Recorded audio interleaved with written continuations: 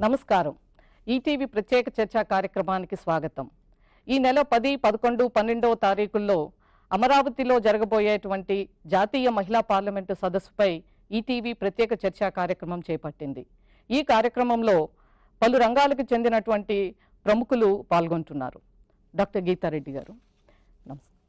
ఈ నెల 10, 11, 12 తారీఖుల్లో ఆంధ్రప్రదేశ్ ప్రభుత్వం జాతీయ మహిళా సదస్సుని అమరావతిలో ఏర్పాటు చేయడం జరిగింది. ఈ సదస్సు యొక్క లక్ష్యాలు ఏ విధంగా ఉండాలంటారు?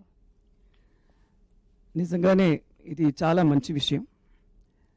మరి మహిళల గురించి ఆలోచిస్తూ 3 రోజుల ఈ 10, 11, 12న ఈ సదస్సు అమరావతిలో జరగడం నిజంగా అభినందించదగ్గది.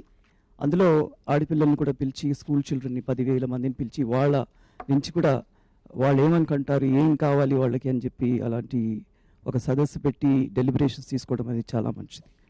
మరి ఈ దీంట్లో ప్రతి రంగానికి చెందినటువంటి ప్రముఖ మహిళలను కూడా పిలవటం, వాళ్ళ ఎక్స్పీరియన్సెస్ కూడా వాళ్ళు చెప్పడం జరుగుతుంది, ఏం అవసరం ఉంటుంది ఇక్కడ అని చెప్పేసి. ఏది ఏమైనా ఇంకా మన దేశంలో మహిళలకి వారి స్థానం దొరకలేదు.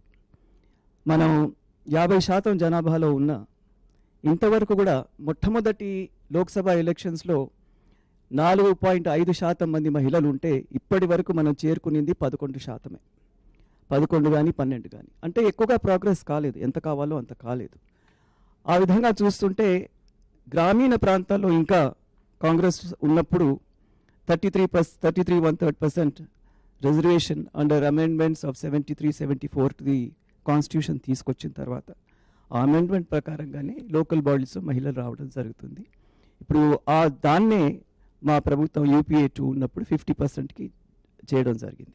కాబట్టి మొన్నటి GHMC ఎలక్షన్లో మీరు చూస్తుంటే 150 సీట్స్లో 75 మంది ఆడవాళ్ళు రావడం జరిగింది. అంటే 50% మహిళలు రావడం జరిగింది. మహిళా రిజర్వేషన్ అనేది చాలా ముఖ్యం. కొన్ని దేశాలు, పెద్ద దేశాలు కూడా మహిళా రిజర్వేషన్ అవలంబిస్తున్నాయి, పాటిస్తున్నాయి. మన దేశంలో మాత్రం 96 నుంచి మహిళా బిల్ని ఎన్నిసార్లు పార్లమెంట్లోకి తెచ్చినా అది వీగిపోతూ ఉంది. దాన్ని చించి పడేయడం కూడా జరిగింది కొన్ని పార్టీలు, కానీ దానికి మాత్రం మోక్షం లేదు. రాజ్యసభలో మేము గెలిచాం, ఆ బిల్లు పాస్ అయింది, కానీ లోక్సభకు మాత్రం దాన్ని రానివ్వకుండా చేస్తున్నారు. కాబట్టి నేను అనుకునేది ఏంటంటే ఈ ఒక సదస్సు ద్వారా మహిళల పార్టిసిపేషన్ సోషలీ, ఎకనామికలీ అండ్ మరి పొలిటికల్లీ కూడా చాలా ఉండాలి. అండ్ పొలిటికల్లీ ఉండాలంటే తప్పనిసరిగా కోటా బిల్లు మనకు అవసరం. ఆ కోటా బిల్లు విధానంగా దాని గురించి పోరాడాలి. మునుపటి రోజుల్లో వాజ్పేయి గారితో సహా సుష్మా స్వరాజ్ కూడా ఈ బిల్లుని సహకరించారు, మద్దతు ఇచ్చారు. వారి ప్రభుత్వమే ఉంది, ఇప్పుడు వారి ప్రభుత్వం ఉంది కాబట్టి తప్పనిసరిగా వారి బిల్లు గురించి మోదీ గారు దృష్టికి తీసుకొచ్చి మరి ఈ బిల్లును పాస్ చేయించే విధంగా చూడాలి. ఎందుకంటే వాళ్ళు బేటీ పడావో బేటీ బచావో అనేది ఒక నినాదంతో ముందుకెళ్తున్నారు. కాబట్టి this will be the perfect time ఒకవేళ వాళ్ళు తేయగలిగితే. So I personally feel reservation is a must and should politically. అది మరి మాకు లోకల్ బాడీస్లో వచ్చింది, కానీ పార్లమెంట్ అండ్ అసెంబ్లీ సీట్స్కి రాలేదు. అది కూడా కావడం జరుగుతుంది. ఈరోజు మేము 119 మెంబర్స్లో 9 మందే ఉన్నారు. 6 TRS నుంచి, 3 కాంగ్రెస్ నుంచి. చాలా చిన్న సంఖ్య. రిజర్వేషన్ చాలా సాధికారత తప్పకుండా సాధిస్తాం. మంజులత గారు, మహిళా సాధికారిత సాధించినప్పుడే మహిళల జీవితాల్లో మార్పు వస్తుంది. మహిళా సాధికారిత అభ్యున్నతికి ప్రభుత్వాలు చేపట్టినటువంటి కృషి ఏమిటి? ఇంకా ఎటువంటి కార్యక్రమాలు చేపట్టాలంటారు? అసలు ముందుగా సాధికారికత అంటే ఏమిటో మనం అనుకుంటే దాన్ని బట్టి మిగతా విషయాలు మనం ఆలోచించవచ్చు. సాధికారికత అంటే ఏమిటంటే మన భారత ప్రభుత్వం, భారతదేశం స్వతంత్ర దేశం అయింది. స్వతంత్ర దేశం అంటే ఏమిటంటే తన ప్రణాళికలన్నీ తనే చేసుకోవడం, తన తంత్రం తనే నడుపుకోవడం. ఇది ఒక ఇండిపెండెంట్ ఇండియా అని మనం అంటున్నాం. అంటే తన మీద అధికారం తనకే ఉంది, ఇంకెవరికీ లేదు. అటువంటి సాధికారికత ప్రతి మనిషికి ఉండాలి అనేది ఈనాడు మన రాజ్యాంగం ఒక ఆదర్శంగా చెప్తోంది. అయితే జనాభాలో దాదాపుగా సగమైన మన స్త్రీలలో ఎటువంటి సాధికారికత ఉంది? సాధికారికత ఉండాలి అని అంటే ముందుగా మనుషులకి ఈ ఉండే వనరుల మీద అధికారం ఉండాలి. రిసోర్సెస్ మీద అధికారం ఉండాలి. రెండోది వాళ్ళ డెసిషన్ మేకింగ్ అని అంటారు ఇంగ్లీష్లో, అంటే వాళ్ళ నిర్ణయాలు వాళ్ళే చేసుకునే స్వతంత్రం ఉండాలి. ఇవి రెండూ కొరవడడం వల్ల చాలా కాలం నుంచి ఆడవాళ్ళు వాళ్ళు ఫెమినిస్ట్ భాషలో చెప్పాలి అని అంటే దోపిడీకి గురయ్యారు, అది అక్షరాల నిజం. అణచివేతకు చాలా గురయ్యారు. ఇవి రెండూ తగ్గాలి అని అంటే వాళ్ళకి నిర్ణయం చేసుకునే అధికారం ఉండాలి. రెండోది ఈ రిసోర్సెస్ మీద వాళ్ళకి అధికారం కూడా ఉండాలి. ఇప్పుడు గీతారెడ్డి గారు చెప్పినట్టుగా మనకి రాజకీయంగా ఆడవాళ్ళకి వాళ్ళు నిర్ణయాత్మకమైన ఒక స్థానం ఉంటే, అంటే నిర్ణయాలు చేసే అధికారం ఎప్పుడు వస్తుంది? వారు చెప్పినట్టుగా మనకి చట్టసభల్లో కనీసం మనకి 33% అయినా రిజర్వేషన్ ఉంటే వస్తుంది. అయితే ఇప్పుడు స్థానిక ప్రభుత్వాల్లో కొంతవరకు చేశారు. అయితే దాని ఫలాలు మనం ఇప్పుడు చూస్తున్నాము. కొన్ని మనకి నిరుత్సాహంగా ఉన్నా కొన్ని మాత్రం చాలా విజయగాథలు చాలా విన్నాము. దానివల్ల కొన్ని గ్రామాలు కొన్ని మండలాలు చాలా మార్పు రావడం కూడా మనం చూసాం. అట్లాంటిది అత్యున్నతమైన చట్టసభ పార్లమెంట్లో అది ఇంతవరకు సాధ్యం కాలేదు అని అంటే దానికి వెనకాల కొన్ని శక్తులు పనిచేస్తున్నాయి. దానికి ఏమి సందేహం లేదు, అందరికీ తెలిసిన విషయమే. అయితే ఏనాడైతే ఈ చట్టరూపేణ ఇది వస్తుందో మహిళలకి ఇందులో రిజర్వేషన్ ఉందని, ఆనాడు దేశంలో విప్లవాత్మకమైన మార్పులు, చాలా గుణాత్మకమైన మార్పులు, చాలా మంచి మార్పులు దేశంలో వస్తాయి. అది మనం మహిళలు అన్ని రంగాల్లోనూ వాళ్ళకి నిర్ణయాధికారం ఉన్నప్పుడే వస్తుంది. ఆ నిర్ణయాధికారం ఎప్పుడు వస్తుందంటే అత్యున్నతమైన చట్టసభ పార్లమెంట్లో అది ఎప్పుడైతే మహిళలు ఎక్కువ మంది కూర్చుంటారో, ఇప్పటిలాగా ఏదో 12%, 12.1% కాకుండా ఎక్కువ మంది ఎప్పుడైతే కూర్చుంటారో ఆ రోజున మనం దేశంలో చాలా మార్పులు వస్తాయి. అప్పుడు ప్రభుత్వాలు కూడా చేసిన చట్టాల ప్రకారం ఇంకా కొన్ని ఇవి తీసుకొస్తుంది. అయితే ఇప్పుడు ఇక్కడ ఇంకొక విషయం కూడా నేను చెప్పాలి. నేను అందరూ అనుభవించేదే, చట్టసభలు ఏ చట్టాలైతే చేస్తున్నాయో ప్రభుత్వాలు ఏవేవైతే వాళ్ళ ప్రోగ్రామ్స్గా వాళ్ళు చెప్తున్నారో, అయితే అమలులో అవి చాలా వరకు 80% చాలా నిరుత్సాహకరంగా ఉంటున్నాయి. చాలా వృధా జరుగుతోంది. చాలా రకాలుగా అందులో దోపిడీలు జరుగుతున్నాయి. వీటిని కట్టడి చేసి ప్రభుత్వం సరైన అవి అనువర్తించేట్టుగా సరైన దానిలో వచ్చేట్టుగా ఎవరికైతే వీటిని ఉద్దేశించారో వాళ్ళకి ఇవన్నీ ఈ లబ్ధి చేకూరేట్టుగా ఎప్పుడైతే చూస్తుందో అప్పుడు అవన్నీ చాలా ఈనాడు మనం ఎంత దూరం వచ్చామో సాధికారికతలో అంటే, ఇక్కడ కూర్చుని ఒక ఛానల్లో ఇంతమంది మహిళలు సాధికారికత గురించి మాట్లాడే వరకు మనం వచ్చాం. ఇప్పటిదాకా మొన్నటి దాకా మహిళలు ఒకరి భార్యగానో ఒకరి కూతురుగానో ఏదో అట్లా చెప్పేవారు. ఈనాడు ఒక స్వతంత్ర వ్యక్తిగా, ఒక గీతారెడ్డిగా, ఒక మంజులతగా ఈనాడు అందరూ చెప్పుకుంటున్నారు. అక్కడి దాకా మనం ప్రయాణం చేసాం. ఇంకా ఎంతో దూరం ప్రయాణం చేస్తామనే నమ్మకం ఉంది. Thank you. సుచిత్ర గారు, పారిశ్రామికవేత్తలుగా మహిళలు ప్రగతి పదంలో దూసుకుపోతున్నారు. ప్రముఖ సంస్థల్లో సీఈఓలుగాను రాణిస్తున్నారు. పారిశ్రామిక రంగంలో మహిళలు సాధిస్తున్న విజయాలని మీరు ఎలా చూస్తారు?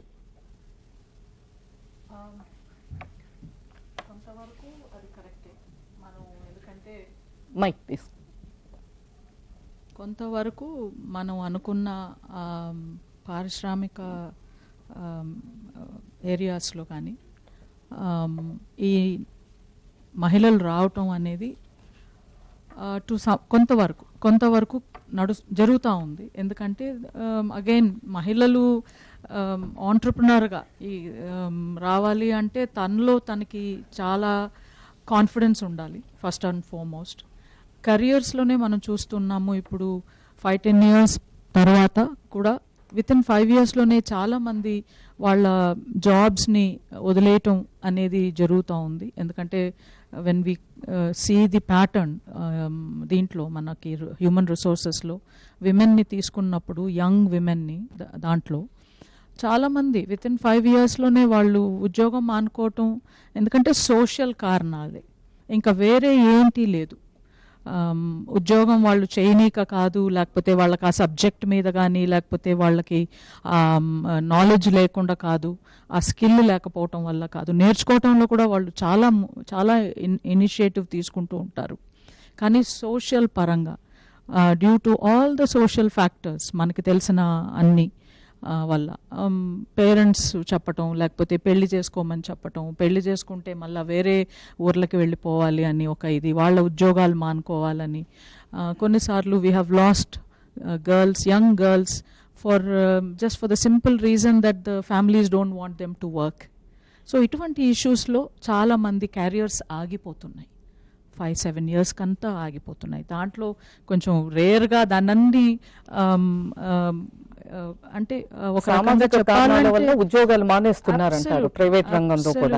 అబ్సల్యూట్లీ గవర్నమెంట్లో వాళ్ళు దాన్ని కొంచెం పెట్టుకోవచ్చు, కానీ బట్ ప్రైవేట్ సెక్టర్కి వచ్చేటప్పుడు చాలా వరకు లేకపోతే ట్రాన్స్ఫర్స్ అవ్వటం ప్రైవేట్ సెక్టర్లో, అది కూడా అధిగమించాలంటే ఎటువంటి ఎంకరేజ్మెంట్ ఉండాలి? ఒక రకమైన ఎంకరేజ్మెంట్ అంటే నేను అనుకోవటం ఇది సామాజికంగానే మనం ఇవ్వాలి. ఫస్ట్ మన ఫ్యామిలీ పరంగా మనకు రావాలి, మన మన మన our own family members, our support, మనకున్న సపోర్ట్ సిస్టమ్, మన చుట్టూ ఉన్న సపోర్ట్ సిస్టమ్, మన నెట్వర్కింగ్, మనం అదర్ విమెన్తో బిజినెస్లో కానీ లేకపోతే కెరియర్లో ఉన్న విమెన్తో మనం ఎలా వాళ్ళ గురించి మనం వాళ్ళ దగ్గర నుంచి నేర్చుకోవటం, వాళ్ళు ఎలా దీన్ని ఓవర్కమ్ చేశారు అని తెలుసుకోవటం, నేర్చుకోవటం.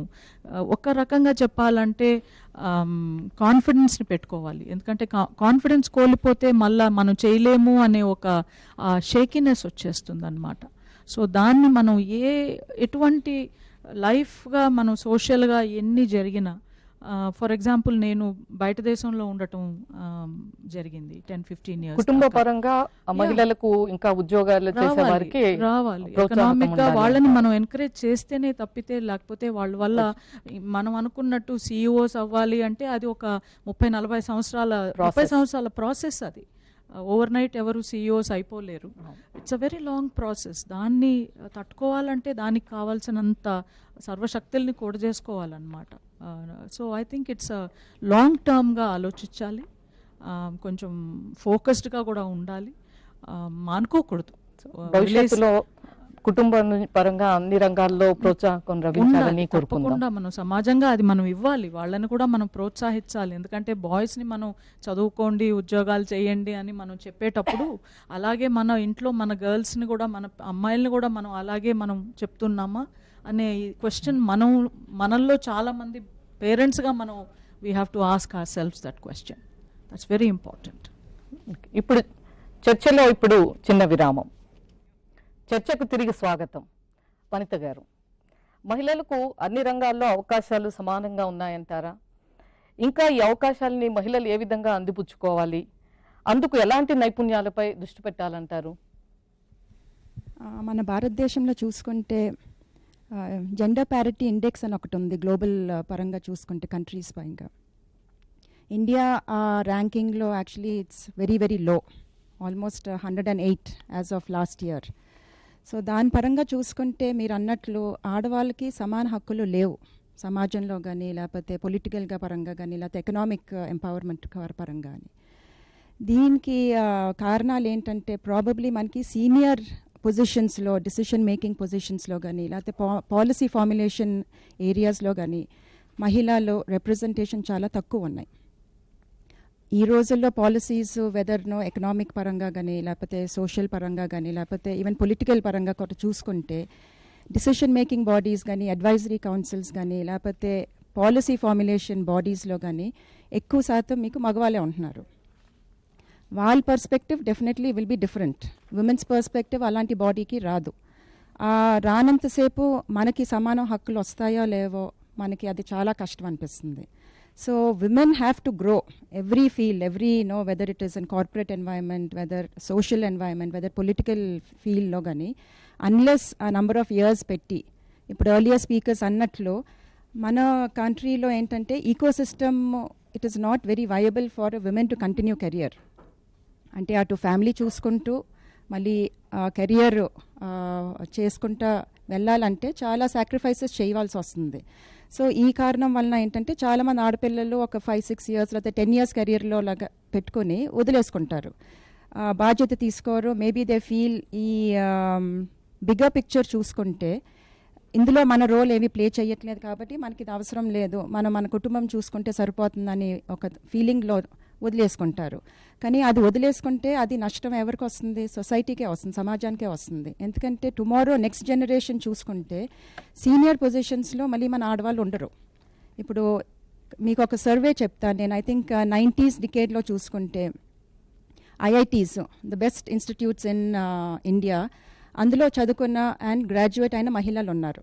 కానీ ఈరోజు కార్పొరేట్ రంగంలో చూసుకుంటే hardly less than 6% of those women today are in corporate.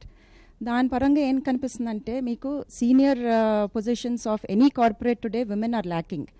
So leadership styles కానీ లేకపోతే leadership policies that will create better enabling system for women రాదది. అది రానంతసేపు ఏంటంటే మళ్ళీ ఏంటంటే మనం మగవాళ్ళ మీద డిపెండ్ అవ్వాలి.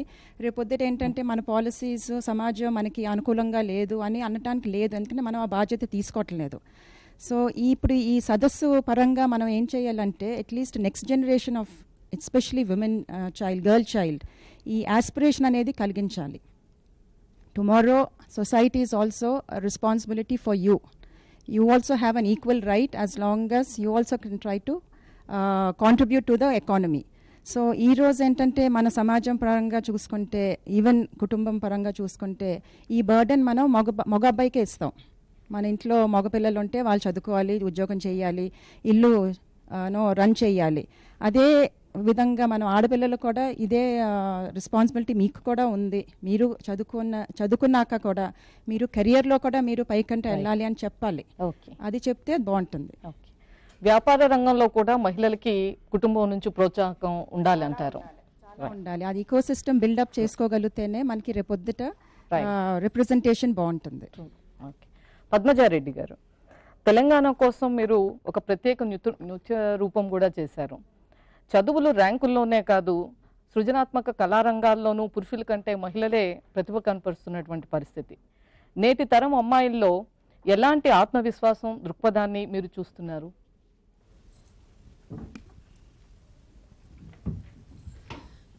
ముఖ్యంగా నాకు ఆడపిల్లలు అంటే చాలా ఇష్టము. బికాజ్ నాకు ఆడపిల్లలు లేరు. సో నా స్టూడెంట్స్ అందరినీ నేను నా పిల్లలుగా, నాకు ఆడపిల్లల్ని భగవంతుడు ఇంతమందిని ఇచ్చారనేసి సంతోషిస్తూ ఉంటాను. సో మన ఈ గర్ల్ చైల్డ్ గురించి చెప్పాలి ముఖ్యంగా. సో మనము మన భారతదేశంలో ఆడపిల్ల అని అంటే మన ఆడపిల్లలకి స్త్రీకి ఎంతో గౌరవిస్తూ ఉంటారు. కానీ ఆడపిల్లల్ని కడుపులోనే భ్రూణ హత్యలకి గురి చేస్తూ ఉన్నారు. అది ఈ సమాజంలో ఎప్పుడు ఈ మార్పు వస్తుందా అనేసి చూస్తూ ఉన్నాను. ముఖ్యంగా ఆడపిల్లల్ని చంపటం అనేది చాలా ఘోరము. నేను అందులో ఆ సబ్జెక్ట్ తీసుకుని ఒక ప్రోగ్రాం చేశానండి. అందులో గీతారెడ్డి గారు కూడా ఒక క్యారెక్టర్ చేశారు, గుర్తుందమ్మా మీకు? అంటే చాలా ఎంతో పెద్దవాళ్ళు ఉన్నారండి. ఆడపిల్ల అనగానే చెత్త కుప్పల్లోనూ రోడ్ల మీద పడేస్తూ ఉన్నారు. సో అది చాలా బాధాకరమైన విషయం. అది చేంజ్ కావాలి ఫస్ట్. ఇంకొకటి మీరు అన్నట్టుగా చదువులు చాలా ఇంపార్టెంట్. ప్రతి ఆడపిల్లకి ఇవాళ రేపు చదివిపిస్తున్నారు, పేరెంట్స్ చదివిపిస్తున్నారు. కానీ ఎంత మటుకు ఒక పెళ్లి దాకానే పరిమితం అయిపోతూ ఉంది. పెళ్లి తర్వాత అది వాళ్ళ ఇష్టం మీద ఆధారపడి ఉంటుంది, ఎవరి హస్బెండ్ ఇష్టం మీద. సో అవి కూడా దానిని కూడా ఏ విధంగా మనము చేయాలి అనేది ఆలోచించాలి అందరూ కూడా. సో అలానే ఇప్పుడు తెలంగాణ కోసం ఒక ఆర్ట్ ఫామ్ని మొన్న మధ్య ప్రోగ్రామ్ చేశానండి. అంటే మనకి 1400 సంవత్సరాల క్రితము మనకి ఆల్రెడీ జాయప్ప గారు రచించిన నృత్య రత్నావళి నుంచి తీసుకున్న సబ్జెక్ట్స్ని ఇప్పుడు దాకా మరుగున పడి ఉన్నాయి అన్నట్టు అవన్నీ. సో వాటిని కొన్ని ఐటమ్స్ కింద నేను చేయటం జరిగింది. సో అలానే నాకు ఎక్కువ సోషల్ థీమ్స్ ఇవన్నీ నాకు చాలా ఇంట్రెస్ట్గా ఉంటాయి అన్నట్టు. ఇప్పటి కాలంలో మనకి ఏం కావాలి అనే దాని మీద నాకు ఎక్కువగా చేయటం చాలా ఇష్టం అన్నట్టు. సో అదేవిధంగా రిజర్వేషన్స్ కంపల్సరీ కంపల్సరీ లేడీస్కి ఇవ్వాల్సిందే. ఇస్తేనే ఇంకా కొద్దిగా ఏమన్నా వాళ్ళల్లో ఆ అభ్యున్నతి అనేది కలుగుద్ది. ఓకే. మహిళలు పెళ్లి వరకు తల్లిదండ్రుల మీద, ఆ తర్వాత భర్త ఇష్టాల మీద కాకుండా స్వతంత్రంగా వాళ్ళు ఎదగటానికి అవకాశాలు రావాలంటారు.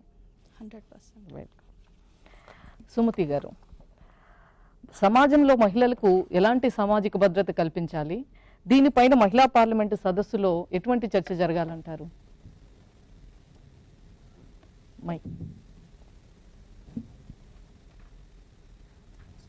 Democracyలో the most powerful form of expression is democratic platform, that is whether it is an assembly or a parliament.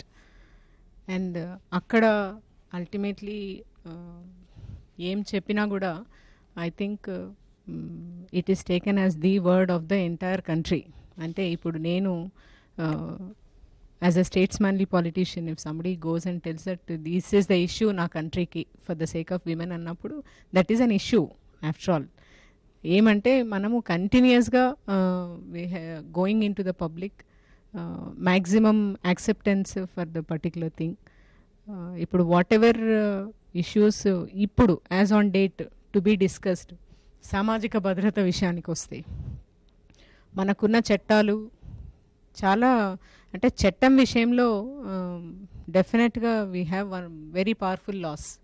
Only thing is where it comes to the picture is మన సొసైటల్ స్ట్రక్చర్లో ఈ లాస్ని ఎట్లా ఇంప్లిమెంట్ చేయాలి అన్నది ఒకటే I think major issue to be discussed. అది ఇంప్లిమెంటేషన్లో కామన్ ఫామ్ ఆఫ్ చట్టం తీసుకుందాము, like dowry harassment cases for that matter. అన్నింటికి మూలము ఈక్వాలిటీ లేకపోవడం అన్నది ఉమెన్ని where it is coming is the issue of dowry. ఆ ఎలిమెంటే సొసైటీలో లేనప్పుడు I think there is no need to differentiate between marriage of a girl getting a guy married లేకపోతే వైస్ వర్సా.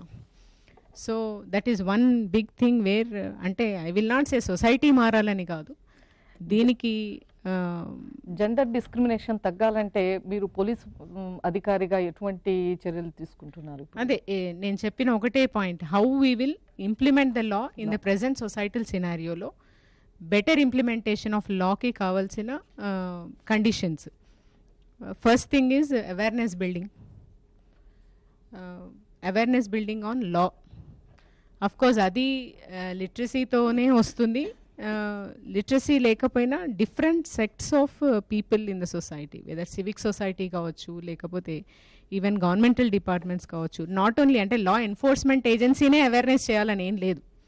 లా enforcement agency, as law enforcement agency మేము పెట్టిన ప్రతి case కూడా conviction వచ్చే వరకు చూడడం, ఆ కన్విక్షన్ రావడానికి ఎక్కడెక్కడ నిరోధకాలు ఉన్నాయన్నది కూడా ఐ థింక్ చర్చించడం చాలా అవసరం ఉంది. ఒక simple case of a 498A runs for 4 years or 3 years or 8 years or 9 years. And అప్పటికి మన marriage system as such is very social, it is not legal. ఏమి ఇది కాంట్రాక్ట్ కాదు. 9 ఏళ్ల వరకు ఒక కేసు నడుస్తే to see that it is convicted even if somebody errs is very difficult thing. అది టైం, ఒక టైం పెట్టడం తొందరగా అవ్వాలంటారు. Exactly time frame, fixing up of a time frame for every kind of section which is put. అంటే ఈ particular kind of క్రైమ్కి minimum ఈ time ఫ్రేమ్లో అయిపోయేటట్లు చూడడం ఒకటి. 2 awareness, as I said these are the most important tenets. ఇంకొకటి as such ఒక అమ్మాయికి భద్రత కల్పించడం విషయంలో ఎక్కడ దేర్ ఆర్ లూజ్ ఎండ్స్, అంటే ఎక్కడ ఒక మహిళ కావచ్చు లేకపోతే right from a girl to a woman, ఎక్కడ నా బీయింగ్ ఈజ్ ఎఫెక్టెడ్, అంటే నేను ఫిజికల్గా ఎఫెక్ట్ అవుతున్నానా, మెంటల్గా ఎఫెక్ట్ అవుతున్నానా, మూమెంట్ ఎఫెక్ట్ అవుతుందా, అంటే పోనీ అట్లా అనుకుంటే లిటరసీనే దీనికి సొల్యూషన్ అని అనుకుంటే as people are as we generally say, మరి చదువుకున్న అమ్మాయికి కూడా సేఫ్టీ ఉందా బయటకు వెళ్తే అన్నది ఈజ్ అన్ ఇష్యూ. చదువుకున్న అమ్మాయికి, చదువుకున్న ఒక అమ్మాయికి the very being Born as a woman right from birth to death, whether it is prevention of mortality of a child in the womb, అక్కడి నుంచి at every stage of woman law implementation and awareness building. ఇప్పుడు చర్చలో స్వల్ప విరామం. చర్చకు తిరిగి స్వాగతం. సీతారత్నం గారు, జాతీయ మహిళా సదస్సుకి అనేక మంది అంతర్జాతీయ జాతీయ ప్రముఖులు పాల్గొంటున్నారు. ఈ సదస్సులో మహిళలకు సంబంధించి ఎలాంటి అంశాలపై చర్చించాలంటారు? ముఖ్యంగా ఈ మహిళలకి సంబంధించినటువంటి మీద రూరల్ గ్రామీణ మహిళలకి సంబంధించి ఎక్కువగా చర్చ జరిగితే బాగుంటుందని నేను భావిస్తున్నానండి. ఎందుకనంటే దేశంలో మనం ఆల్మోస్ట్ 50% మనం ఉన్నాము. అయితే కొంతమంది మాత్రమే ఉద్యోగాలు, ఉన్నత పదవులు, పొలిటీషియన్స్గా, ఇండస్ట్రియలిస్ట్గా, సిఈఓలుగా, పోలీస్ అధికారులుగా ఉంటున్నారు. But the percentage is very less. అయితే నేననేది ఏంటంటే ఇక్కడ ఈ గ్రామీణ మహిళలకి కనుక సరి అయినటువంటి అవకాశాలను కల్పిస్తే కనుక, అంటే ఎంటర్ప్రెన్యూర్షిప్లో డెవలప్మెంట్ కావచ్చు, దానికి కావాల్సినటువంటి ట్రైనింగ్స్, వాళ్ళకి టెక్నాలజీని పరిచయం చేయడం, ఇలాంటివన్నీ కూడా రేపు సదస్సులో డిస్కషన్స్కి రావాల్సినటువంటి అవసరం ఉంది.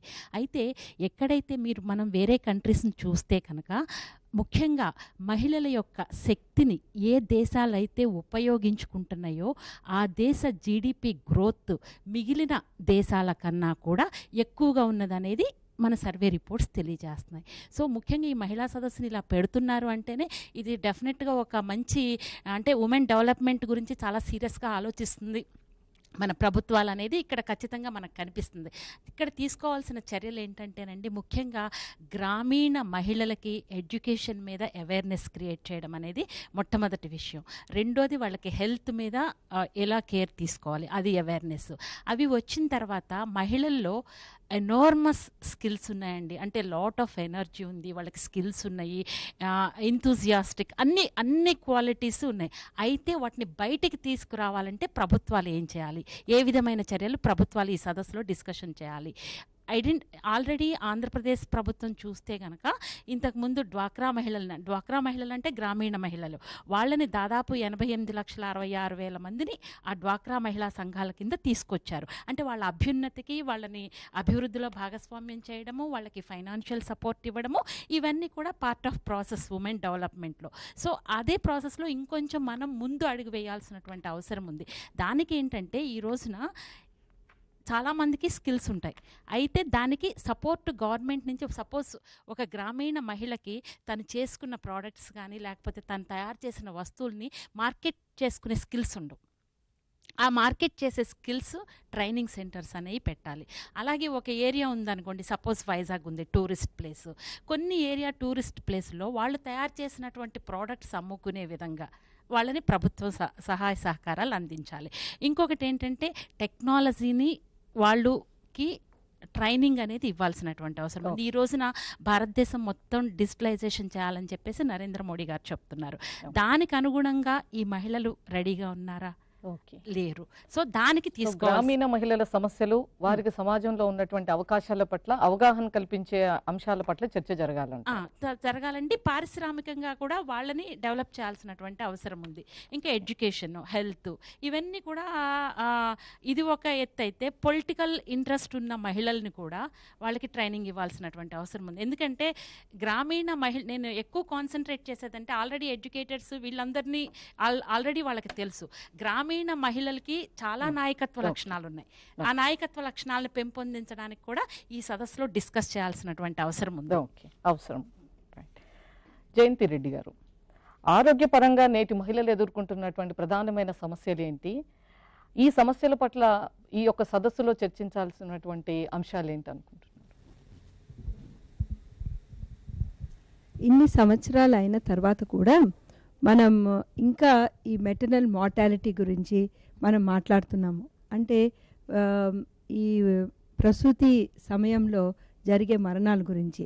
సో ఏ దేశాన్నైనా మనము వాళ్ళ హెల్త్ స్టేటస్ ఎలా ఉంది అని మనము మెజర్ చేయాలి అంటే ఈ మెటర్నల్ మార్టాలిటీ రేట్ అనేది మనము తీసుకుంటామన్నమాట. ఇప్పటికి కూడా ఇంకా ఉన్నది, చాలా ప్రయత్నాలు చేస్తున్నాము, డెఫినెట్లీ తగ్గుతున్నది. కానీ ఇంకా మనము ఆ విషయంలో కృషి చేయాల్సిన అవసరం ఉన్నది. సో దానికి ఏంటంటే స్త్రీ యొక్క హెల్త్ గురించి right from womb to tomb అనాల, అంటే చిన్న గర్భంలో ఉన్నప్పటి నుంచి మెనోపాజ్ అయిపోయి లాస్ట్ వరకు ప్రతి దశలోనూ స్త్రీ యొక్క ఆరోగ్యం పట్ల మనం చాలా జాగ్రత్త వహించాల్సిన అవసరం ఉంటుంది. ఎందుకంటే స్త్రీ ఒక కుటుంబానికి ఒక మూల స్తంభం లాంటిది. ఆ స్తంభం కూలిపోయిందంటే మొత్తం కుటుంబము, ఆ సోషల్ స్ట్రక్చరే కూలిపోతుంది. అందుకే మెటర్నల్ మార్టాలిటీ జరిగేది చాలా చిన్న వయసులో ఉన్న అమ్మాయిలకి జరుగుతుంది, అంటే రిప్రొడక్టివ్ ఏజ్ గ్రూప్. సో అక్కడ మనము జాగ్రత్త తీసుకోవాలి. ఇంకొక విషయం ఏంటంటే, మనము ఈ విద్యారంగం వైద్య రంగం అనుకుంటున్నాం కదండి. ఈ వైద్య రంగంలో ఈ న్యాచురలీ ఇప్పుడు పొలిటికల్ సినారియోలో మనకి 33% అని అడుగుతున్నాను కదా. ఈ రిజర్వేషన్ అనేది ఈ వైద్య రంగంలో ఆల్రెడీ ఉందండి. ఇప్పుడు మెడికల్ కాలేజ్ సీట్స్ మనం చూసామనుకోండి, ఎన్నో సంవత్సరాలుగా ఆల్మోస్ట్ మేము మెడిసిన్ జాయిన్ అయినప్పటి నుంచి ఇది అమలులోకి ఉన్నది. ఇప్పుడు మనము మెడికల్ కాలేజ్ ఏ మెడికల్ కాలేజ్ లోపల వెళ్ళి చూసినా కూడా 65% గర్ల్స్ ఉన్నారండి, 35% బాయ్స్ ఉన్నారు. అంటే వాళ్ళకి స్వేచ్ఛ ఇచ్చేసి మీరు వెళ్ళి చెయ్యండి అంటే తప్పకుండా వస్తారు. ఆ రిజర్వేషన్ ఇచ్చినందుకు వీళ్ళకి ఒక ప్రోత్సాహం ఇచ్చినట్టు, బూస్ట్ ఇచ్చినట్టు అయిందండి. సో అలాగే ఒక రోజు వస్తుందేమో మన పార్లమెంట్లో కూడా ఇలాగ 65% లేడీస్ కూర్చోవడం, ఒక 35% మెన్ కూర్చునే దినం వస్తుందేమో. ఎందుకంటే వీళ్ళు చెప్పినట్టు ఎక్స్ఎక్స్ వేరేగా ఆలోచిస్తుంది, XY వేరేగా ఆలోచిస్తుంది, వీళ్ళ దృక్పథం వేరే ఉంటుంది, మెన్ పురుషుల దృక్పథం వేరేగా ఉంటుంది. సో వాళ్ళ యొక్క సున్నిత భావాలు అది వేరేగానే ఉంటుంది. ఎస్పెషలీ వైద్య రంగంలోకి విద్యారంగంలోకి ఆ స్త్రీ యొక్క దృక్పథం చాలా అవసరం అండి. ఇవి రెండు చాలా నోబెల్ ప్రొఫెషన్స్ అనాలన్నమాట. ఎందుకంటే మనం అనుకుంటాము మనం మెడిసిన్లో చేరాక కొంతమంది ప్రాణాలను మనం రక్షిస్తాం, కానీ విద్యారంగంలో ఉన్న ఒక స్త్రీ ఒక నేషన్నే మార్చగలదన్నమాట. అక్కడ వచ్చి చిన్నపిల్లలు అందరి ఒక వాళ్ళ ఆలోచన శక్తి ఇవన్నీ కూడా మార్చగలది. ఎన్నో మనం చూస్తుంటామన్నమాట. నిజంగా చెప్తున్నాను, నాకు చాలా సామెతలు అంటే చాలా ఇష్టం. సో వాళ్ళు పిల్లలు ఎవరైనా సరే వస్తే నేను వెంటనే ఒకటి అడుగుతాను, ఇది ఎప్పుడైనా విన్నావమ్మా సామెత అంటే వినలేదు. ఇప్పుడు మన తెలుగు భాషకే ముప్పు వచ్చే ప్రమాదం ఉన్నది. సో సామెతల కాంపిటీషనే పెట్టాలేమో అనే స్టేజ్కి వచ్చిందనమాట. సో ఈ యొక్క విషయంలో మనం ఫస్ట్ మన మాతృభాషని పెంపొందించాలి. అది కొంచెం ప్రతి లెవెల్లోనూ ఇంప్రూవ్ చేయాలి. అప్పుడు వాళ్ళ ఆలోచన శక్తి అవన్నీ కూడా ఇంప్రూవ్ అవుతుంది. ఇంకొక విషయం ఏంటంటే, స్కూళ్ళలో ప్రతి ఒక్కరు కూడా ఈ హెల్త్ ఎడ్యుకేషన్ అండ్ అది అవసరము. రిప్రొడక్టివ్ హెల్త్ ఎడ్యుకేషన్ అవసరం. అది మనం ఎప్పుడు కూడా గర్ల్స్ కోసం అనుకుంటాం, కానీ బాయ్స్కి కూడా చాలా అవసరం అండి. అది అప్పుడు వాళ్ళ ఈ యొక్క అర్థం చేసుకుంటే తర్వాత వెళ్ళి ఇలాంటి ప్రాబ్లమ్స్, రిప్రొడక్టివ్ హెల్త్ ప్రాబ్లమ్స్ ఉండదని నేను అనుకుంటాను. షాడోయింగ్ ప్రోగ్రామ్ అనేది మనం స్కూల్స్లోనే స్టార్ట్ చేయాలి. ఈ చిల్డ్రన్ ఏ విషయంలో వాళ్ళకి ఇష్టం ఉంటుందో పిల్లల్ని స్కూల్స్ లోనే చైతన్యపరచవలసినటువంటి అవసరం ఉందండి. మమతా రఘువీర్ గారు, ఈరోజు ఒకవైపు అనేక రంగాల్లో ప్రగతి పదంగా ముందుకు వెళ్తూనే ఉన్నాం, అయినప్పటికీ ఇంకా అనేక రూపాల్లో హింస వివక్ష కూడా జరుగుతున్నటువంటి పరిస్థితి. సో ఈ పరిస్థితి పైన మహిళా సదస్సులో ఏ విధమైనటువంటి చర్చ జరగాలనుకుంటున్నారు? మొట్టమొదటిగా అసలు ఇలాంటి వేదిక ఒకటి స్త్రీలకి ఇన్నేళ్లకి కల్పించారు. అది చాలా సంతోషకరమైన విషయం. ఎందుకంటే ఇలాంటి చర్చలు జరగడానికి వేదికలే మన దేశంలో ఇంతవరకు లేవు. అలాంటిది గ్లోబల్గా జరుగుతూ ఉంటాయి, కానీ మన దగ్గర ఇలాంటిది పెట్టడం అనేది ముఖ్యమైన విషయము. తర్వాత ఈ వేదిక ద్వారా అనేక అంశాలు, ఇప్పటిదాకా వక్తలు చెప్పినట్లు అనేక అంశాలు చర్చకి రావాలి. చర్చకి రావడమే కాదు, వాటికి పరిష్కారాలు సూచించాలి. చాలా అవసరమైన విషయం అది. మనం అందరం మాట్లాడుతున్నాము స్త్రీలకి విద్య లేకపోతే స్త్రీలకి అవకాశాలు గురించి మాట్లాడుతున్నాం. వాటిని ఎలా సాధించాలో అనేది కూడా ఇక్కడ మాట్లాడాల్సిన అవసరం ఉంది. 10,000 మంది ఆడపిల్లలు ఇక్కడ ఈ సదస్సుకి వస్తున్నారు కాబట్టి వాళ్ళని, ఎందుకంటే ఫ్యూచర్ వాళ్ళది. సో ఆ ఫ్యూచర్లో కంప్లీట్ ఉమెన్గా ఒక సాధికారత సాధించిన స్త్రీలుగా వాళ్ళని మార్చడానికి మనము వాళ్ళకి కొన్ని గైడెన్స్ ఇవ్వాల్సిన అవసరం ఉంది. అలాగే మనం చూసుకుంటే ఇప్పుడు ఏదైతే వివక్ష సమాజంలో ఉందో, ముఖ్యంగా అనేక రంగాలలో, ఆ వివక్షని అధిగమించడానికి ఎవరైతే కొంతవరకైనా సాధికారత సాధించిన స్త్రీలు ఉన్నారో వారు కూడా దీనికోసము సహాయపడాల్సిన అవసరం ఉంది. ఒక్కొక్క స్త్రీ కనీసం తన చుట్టూ ఉన్న ఒక 3 స్త్రీలనైనా పైకి తీసుకురాగలిగితే, 3 కాదు 10 మంది అయితే మరీ మంచిది, తీసుకురాగలిగితే డెఫినెట్గా మార్పు అనేది వస్తుంది. ఒక విషయం నేను ఈ విషయం చెప్పాలనుకునేది ఏంటంటే, సమాజంలో చాలా వరకు ఎవరైతే స్త్రీలు కష్టపడి ముందుకు వస్తున్నారో వెనకకి లాగుతున్నది ఇంకొక స్త్రీనే అవుతుంది. అలా కాకుండా ఉండాల్సిన అవసరం, అంటే నా ఉద్దేశం యూనిటీ రావాలి. ఆ యూనిటీ వస్తేనే మనము డెఫినెట్గా చాలా పవర్ఫుల్, ఆల్రెడీ చాలా శక్తిమంతులు స్త్రీలు. సో ఈ యూనిటీ తీసుకురాగలిగితే తప్పనిసరిగా అందరూ కూడా కలిసికట్టుగా మనము సగభాగం ఉన్నాము ఆల్రెడీ, అలాంటి అవకాశాలు చేజించుకోవడానికి అవకాశం ఉంటుంది. ఇంకొకటి, ఈ సదస్సులో పురుషుల్ని కూడా భాగస్వామ్యం చేయాల్సిన అవసరం ఉంది. నా ఉద్దేశం ప్రకారము మనం ఎన్నాళ్ళు మనం మహిళలు మనం చైతన్యవంతులు అవ్వాలి ఇలా అనుకుంటూ కూర్చుంటే, ఇప్పుడు మనం చూసాము ఈరోజు రిజర్వేషన్లు కోటా అని మాట్లాడుకుంటే ఇంకా నాగాలాండ్లో 33% కోసం అంత 2006 నుంచి కొట్లాడుతున్నా కూడా ఈరోజు కూడా ఇవ్వడానికి రెడీగా లేరు పురుషులు. అలాంటి ఎన్నో సంఘటనలు ఇంకా జరుగుతూనే ఉన్నాయి. అంటే పితృస్వామ్య ఆలోచనలు ఏవైతే పురుష సమాజంలో ఉందో అది పోగొట్టాలి అంటే మనం కూడా వాళ్ళని కూడా భాగస్వామ్యం చేసి, ఏదో మనము ఫెమినిజమో ఇంకోటో తీసుకురావడానికి కాదు, సమానత్వం కోసం పోరాడుతున్నాం కాబట్టి వాళ్ళని కూడా భాగస్వామ్యం చేసుకుని వాళ్ళ ఆలోచన విధానంలో మార్పు తీసుకురావాల్సిన అవసరం ఉంది. అది చాలా అవసరం ఇప్పుడు ఉన్న పరిస్థితుల్లో. ఎందుకంటే మహిళ అన్ని రంగాల్లో బయటికి రావాలి, ముందుకు రావాలి అని ప్రయత్నం చేస్తుంటే ఏవైతే అడ్డంకులుగా ఉన్నాయో ఈ అడ్డంకులు తొలగించుకోలేకపోతే ఇంకా వెనక్కి వెళ్ళిపోతాం కానీ ముందుకు వెళ్ళలేం. సో ఆ అడ్డంకుల్లో ముఖ్యం ఇది. తర్వాత దాన్ని బట్టే హింస కానీ దాన్ని బట్టే దోపిడీ కానీ తగ్గుతుందని నా ఉద్దేశం. మంచి మహిళకు మహిళ శక్తిగా ఉండాలి కానీ శత్రువుగా ఉండకూడదన్నారు. ఇది తప్పకుండా అందరి మహిళల నుంచి ఆశిద్దాం. ఇప్పుడు చర్చలో చిన్న విరామం. చర్చకు తిరిగి స్వాగతం. గీతారెడ్డి గారు, ఎంతో రాజకీయ అనుభవం ఉన్నటువంటి కుటుంబం నుంచి వచ్చారు. మీరు కూడా మంత్రిగా రాజకీయాల్లో సుదీర్ఘమైనటువంటి అనుభవం ఉంది. మీ యొక్క అనుభవాల నుంచి ఈ తరం రాజకీయాల్లోకి వచ్చేటువంటి మహిళలకు ఇచ్చే సందేశం ఏంటి?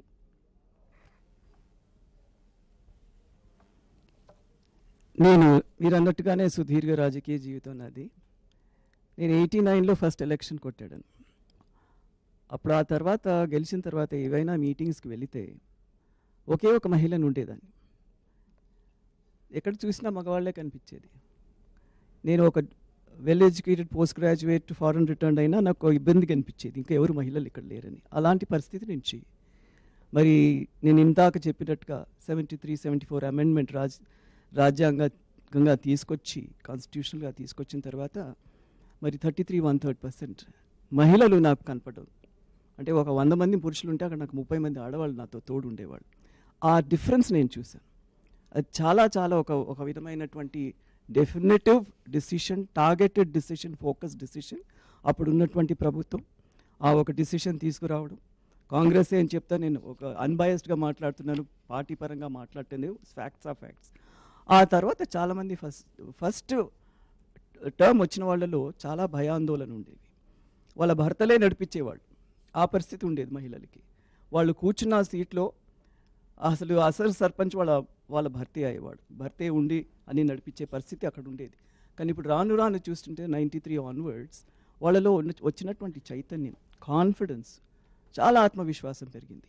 అందుకనే నేనేమనేదంటే ఇది చాలా ముఖ్యం. మహిళల్ని ఇప్పుడు మేము ఇలా అసెంబ్లీలో లేదు, సభలో మాకు రిజర్వేషన్ లేదు, పార్లమెంట్లో లేదు. ఇప్పుడు మేము ఎలక్షన్ పోరాడుతున్నామంటే అన్ఈక్వల్ ఎలక్షన్ అనమాట. మగవారితో పోరాడాలి. మగవారితో పోరాడేటప్పుడు అంత సులభంగా ఉండదు. ఎందుకంటే వాళ్ళు మంది, మార్బలం, డబ్బు, ఏమి కావాల్సింది వాళ్ళు తీసుకొస్తారు. మాది ఒక సాఫ్ట్ కైండ్ ఆఫ్ క్యాంపెయినింగ్ ఉంటుంది. అచ్చంగా పూర్తిగా public related and developmental oriented ఉంటుంది మా ఒక క్యాంపెయినింగ్, మహిళా క్యాంపెయినింగ్. సో చాలా తేడాలు ఉంటాయి. దాంట్లో మేము గెలవగలుగుతున్నామంటే అది కొందరు గెలవగలుగుతున్నారు, అందరూ గెలవలేకపోతున్నారు. కొందరే గెలుస్తున్నారు కాబట్టి మాకు సీట్లు ఇవ్వడం కూడా తక్కువ అయిపోతుంది. వీళ్ళంతా గెలుపు గుర్రాలు కావాలి. చట్టసభల్లో రిజర్వేషన్లు కానీ సీట్లు ఇచ్చేప్పుడు పెర్ఫార్మెన్స్ మీద ఇవ్వాలంటారా లేదా రిజర్వేషన్ బేసిస్ మీద ఇవ్వాలంటారా? ఇప్పుడు పర్ఫార్మెన్స్కి అవకాశం ఉండాలి కదా, అందరూ రాలేరు. రాజకీయంగా వాళ్ళకి చరిత్ర ఉండి, బ్యాక్గ్రౌండ్, రాజకీయ బ్యాక్గ్రౌండ్ ఉండి, లేకపోతే వాళ్ళు ఒక రాజకీయ నాయకుడికి తల్లో కూతురో మరి ఆ విధంగా భార్యో ఒక రిలేషన్షిప్ అలాది ఉంటే, ఆ ఫ్యామిలీస్ నుంచి వస్తే, రాజకీయంగా ఉన్నటువంటి బ్యాక్గ్రౌండ్ ఫ్యామిలీస్ నుంచి వస్తే వాళ్ళకి చాలా సపోర్ట్గా ఉంటుంది. ఆ సపోర్ట్ లేని వాళ్ళని సడన్గా మీరు వచ్చి ఉండండి అంటే అది అంత సులభం కాదు, ధైర్యం కూడా చేయలేరు. ఎలక్షన్స్ అంటే అంత చిన్న విషయం కాదు, చాలా పెద్ద విషయం. చాలా రకాల సపోర్ట్ చాలా అవసరం. అలాంటి సపోర్ట్ ఉన్న వాళ్ళు తొందరగా రాజకీయాలకు వస్తున్నారు. చాలామంది మహిళలు ఉన్నారు. ఇప్పుడు తెలంగాణ ఉన్నది 7.6%, మరి పార్లమెంట్లో ఉన్నది 11 to 12% ఉన్నారు. పర్సంటేజ్ ఏం పెరగటం లేదు. కాబట్టి ఈ రిజర్వేషన్ చాలా అవసరం. రిజర్వేషన్ ఇప్పుడు ఎలాగైతే లోకల్ బాడీస్లో స్థానిక సంస్థల్లో నో రిజర్వేషన్ నుంచి 33 తేంగానే ఇంత ఇప్పుడు కొన్ని రాష్ట్రాల్లో 50% కూడా అమలు. మన 50%, అదే దానికి రాబోతున్నాం. 33% మేము 93లో తీసుకొస్తే, మరి సోనియా గాంధీ గారు UPA 2లో దాన్ని 50% చేశారు. అదిగే నేను అన్నాను, ఇప్పుడు మనకు 50% కౌన్సిలర్స్ ఉన్నారు, కార్పొరేటర్స్ ఉన్నారు మన GHMCలో. 175లో 150లో 75 వాళ్ళే ఉన్నారు. సో కలకలలాడుతుంది. వాళ్ళు ఇంట్లో కూడా పని చేసుకోవడం, మహిళల విషయంపై ఏవైనా సమస్యలు ఉంటే లేవనెత్తడం. Concept and perception of women is entirely different. అది మహిళలకి ఉంటుంది, మహిళా విషయాలపై, మహిళా ఇష్యూస్పై. కానీ మగవాళ్ళకు రాజకీయాల్లో మహిళలు ఎదుర్కొనేటువంటి ప్రధానమైన సమస్యలు ఏమంటారు? అంటే ముఖ్యంగా మహిళలు అనగానే రాజకీయంగా వాళ్ళ కుటుంబాల నుంచి వచ్చినటువంటి వాళ్ళు ఉంటారు కాబట్టి ఆ సపోర్ట్ సిస్టమ్ వాళ్ళకి టోటల్గా ఉంటుంది, ఈ రాజకీయవేత్తల ఫ్యామిలీస్ నుంచి వచ్చిన వాళ్ళకి. అలాంటి రాని వాళ్లకు కొంచెం ఇబ్బందులు ఎదురవుతాయి. ఎందుకంటే వాళ్ళని సీరియస్గా తీసుకోవడం కానీ, వాళ్ళ పర్ఫార్మెన్స్ మీద క్వశ్చన్స్ వేయడం, ప్రశ్నలు వేయడం కానీ, వాళ్ళని ఒక విధంగా కొంచెం కొద్దిగా చిన్న చూపు చూడడమే ఉంటుంది. కానీ వాళ్ళ పర్ఫార్మెన్స్ అనేది ఇంప్రూవ్ అవ్వాలి. ఫస్ట్ టైం రాగానే ఎవరికి పర్ఫార్మెన్స్ ఇంప్రూవ్ కాదు, రాను రాను ఇంప్రూవ్ అవుతుంది. కాబట్టి నేను అనుకుంటాను ఈ చట్టం తీసుకురావడం చాలా అవసరం. ది కోటా బిల్ చాలా చాలా అవసరం. మీరు చూడండి, మనకు పక్కన ఉన్నటువంటి ఎన్నో European nations like Belgium, France, జర్మనీలో ఉంది. ఆఫ్ఘనిస్తాన్ ఆల్సో హ్యాస్ గాట్, అక్కడ కూడా రిజర్వేషన్స్ ఇన్ పార్లమెంట్ ఉన్నాయి. చట్టసభల్లో ప్రాతినిధ్యం ఉన్నప్పుడే నిజమైన సాధికారిత అనేది మనకు అవసరం. అంటే ఈ యొక్క చట్టసభలో తప్పకుండా మనకు రిజర్వేషన్, కోటా బిల్ అవసరం. అది వచ్చిన తర్వాతే మహిళలకి ఎక్కువ శాతం మహిళలు వస్తారు. ఎక్కువ శాతం మహిళలు వచ్చారంటే మహిళా సమస్యలే కాకుండా ఒక తల్లిగా అన్ని తన చేతిలోనే నడుపుతుంది, ఒక గృహిణిగా అన్ని తన చేతిలోనే నడుపుతుంది. Multi faceted women, personality of women is multi faceted. ఆ మల్టీ ఫ్యాసెటెడ్ పర్సనాలిటీ మీరు గుర్తు చేసుకోండి.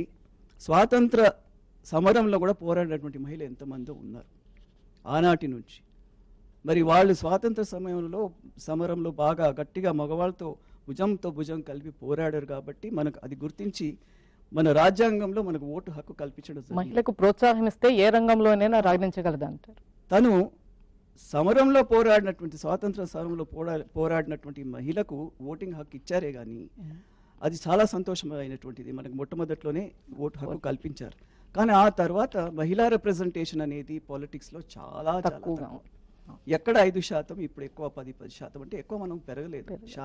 ఎడ్యుకేటెడ్ విమెన్ వచ్చిన బ్యాక్గ్రౌండ్ నుంచి వచ్చినా కానీ అది జరగటం లేదు. ఎందుకంటే ఆ బిల్లుపై ఎవరికి కూడా కన్సెన్సస్ లేదు, చిత్తశుద్ధి లేదు. అందుకని ఈ ప్రభుత్వం అయినా దాన్ని ముందుకు తీసుకెళ్లాలని అనుకుంటా. తప్పనిసరిగా నేను అనుకునేది మహిళలు ముందుకు రావాలి, సోషలీ, పొలిటికలీ, తప్పనిసరిగా అండ్ ఎకనామికలీ. వారు SHG గ్రూప్స్ గురించి చెప్పారు, నేను అది చెప్పాలి అనుకున్నా, వారు చెప్పడం చాలా సంతోషం. SHG గ్రూప్స్ అండి, ఇప్పుడు ఈరోజు కూడా మనం 60% గ్రామీణ ప్రాంతంలో నివసించే వాళ్ళు, అందులో మహిళలకి SHG ఏదైతే వచ్చిందో చాలా వాళ్ళకి ఆర్థిక స్వాతంత్రం వచ్చింది. ఆర్థిక స్వాతంత్రంతో వాళ్ళకి ఆత్మవిశ్వాసం కూడా బాగా పెరిగింది. వాళ్ళలో ఆత్మవిశ్వాసం పెరిగిన తర్వాత అక్కడ ఉన్నటువంటి గ్రామ సభల్లో కానీ, సర్పంచ్లతో సహా కానీ పొలిటికల్గా కూడా వాళ్ళు పార్టిసిపేట్ అవుతున్నారు. మేము ప్రత్యేకంగా ఒక MLC ఇచ్చాం అలాంటి ఒక గ్రూప్ లీడర్కి, SHG గ్రూప్ లీడర్కి MLC కూడా ఇవ్వడం జరిగింది కాంగ్రెస్ హయాంలో. ఆ విధంగా వాళ్ళకి గుర్తింపు ఉంది. చాలా చక్కటి ఒరేటర్స్ వాళ్ళు. అక్కడ ఉన్నటువంటి గ్రామ సమస్యలన్నీ వాళ్ళకి తెలుసు, వాళ్ళకి తెలిసినంత ఇతరులకు కూడా తెలియదు. అంత చాకచక్యంగా వాళ్ళు నడుపుతారు, SHG గ్రూప్స్ నడుపుతారు. ఆర్థికంగా వాళ్ళు బాగుపడ్డారు కాబట్టి మహిళలకు అవకాశం ఇస్తే చివరి వరకు పోరాటం చేసి విజయం దిశగా వెళ్ళగలరు. ఇప్పుడు వాళ్ళ పిల్లలు కానీ, వాళ్ళు కానీ, వాళ్ళ లైఫ్ కానీ సుఖాంతంగా ఉంది. పిల్లల్ని బాగా చదివించి పైకి తీసుకురావాలని అమ్మాయిలను కూడా చదివించాలనే ఒక పట్టుదలతో అక్కడ గ్రామీణ ప్రాంతంలో మహిళలు ఉన్నారు. ఈ ఒక మార్పు జరుగుతూ ఉంది కాబట్టి తప్పనిసరిగా మహిళలకి అవకాశం ఇచ్చి ఈ సదస్సు ద్వారా ఏదైతే జాతీయ సదస్సు జరుగుతూ ఉందో ఆ జాతీయ సదస్సు ద్వారా మంచి మెసేజెస్ రావాలి, మంచి నిర్ణయాలు రావాలి. ఆ నిర్ణయాలతో తప్పనిసరిగా ప్రభుత్వంలో సిస్టమ్ మార్పు కూడా రావాలి. మార్పు రావాల్సినటువంటి అవసరం చాలా ఉంది అని నేను అనుకుంటున్నాను. మంజులత గారు, ఈ 70 ఏళ్ల స్వతంత్ర భారతంలో మహిళలు ఏ మేరకు సాధికారిత సాధించారు? ఇక మరింత సాధికారిత సాధించాలంటే ఎటువంటి దిశగా మహిళలు వెళ్ళవలసినటువంటి అవసరం ఉంది? ఈ సదస్సులో దాదాపుగా ప్రతి ఒక్కరూ చెప్తున్నట్టు ఈ సదస్సులో అందరూ అభిప్రాయపడ్డట్టుగా ముందుగా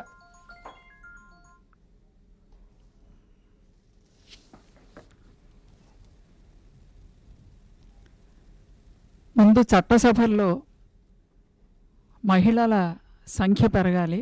అప్పుడే వాళ్ళ నిర్ణయాలు అమల్లోకి వస్తాయి. వాళ్ళ సంఖ్య చట్టసభల్లో పెరగనిదే పురుషుల నిర్ణయాలే ఈ సమాజంలో అమలవుతూ ఉంటాయి.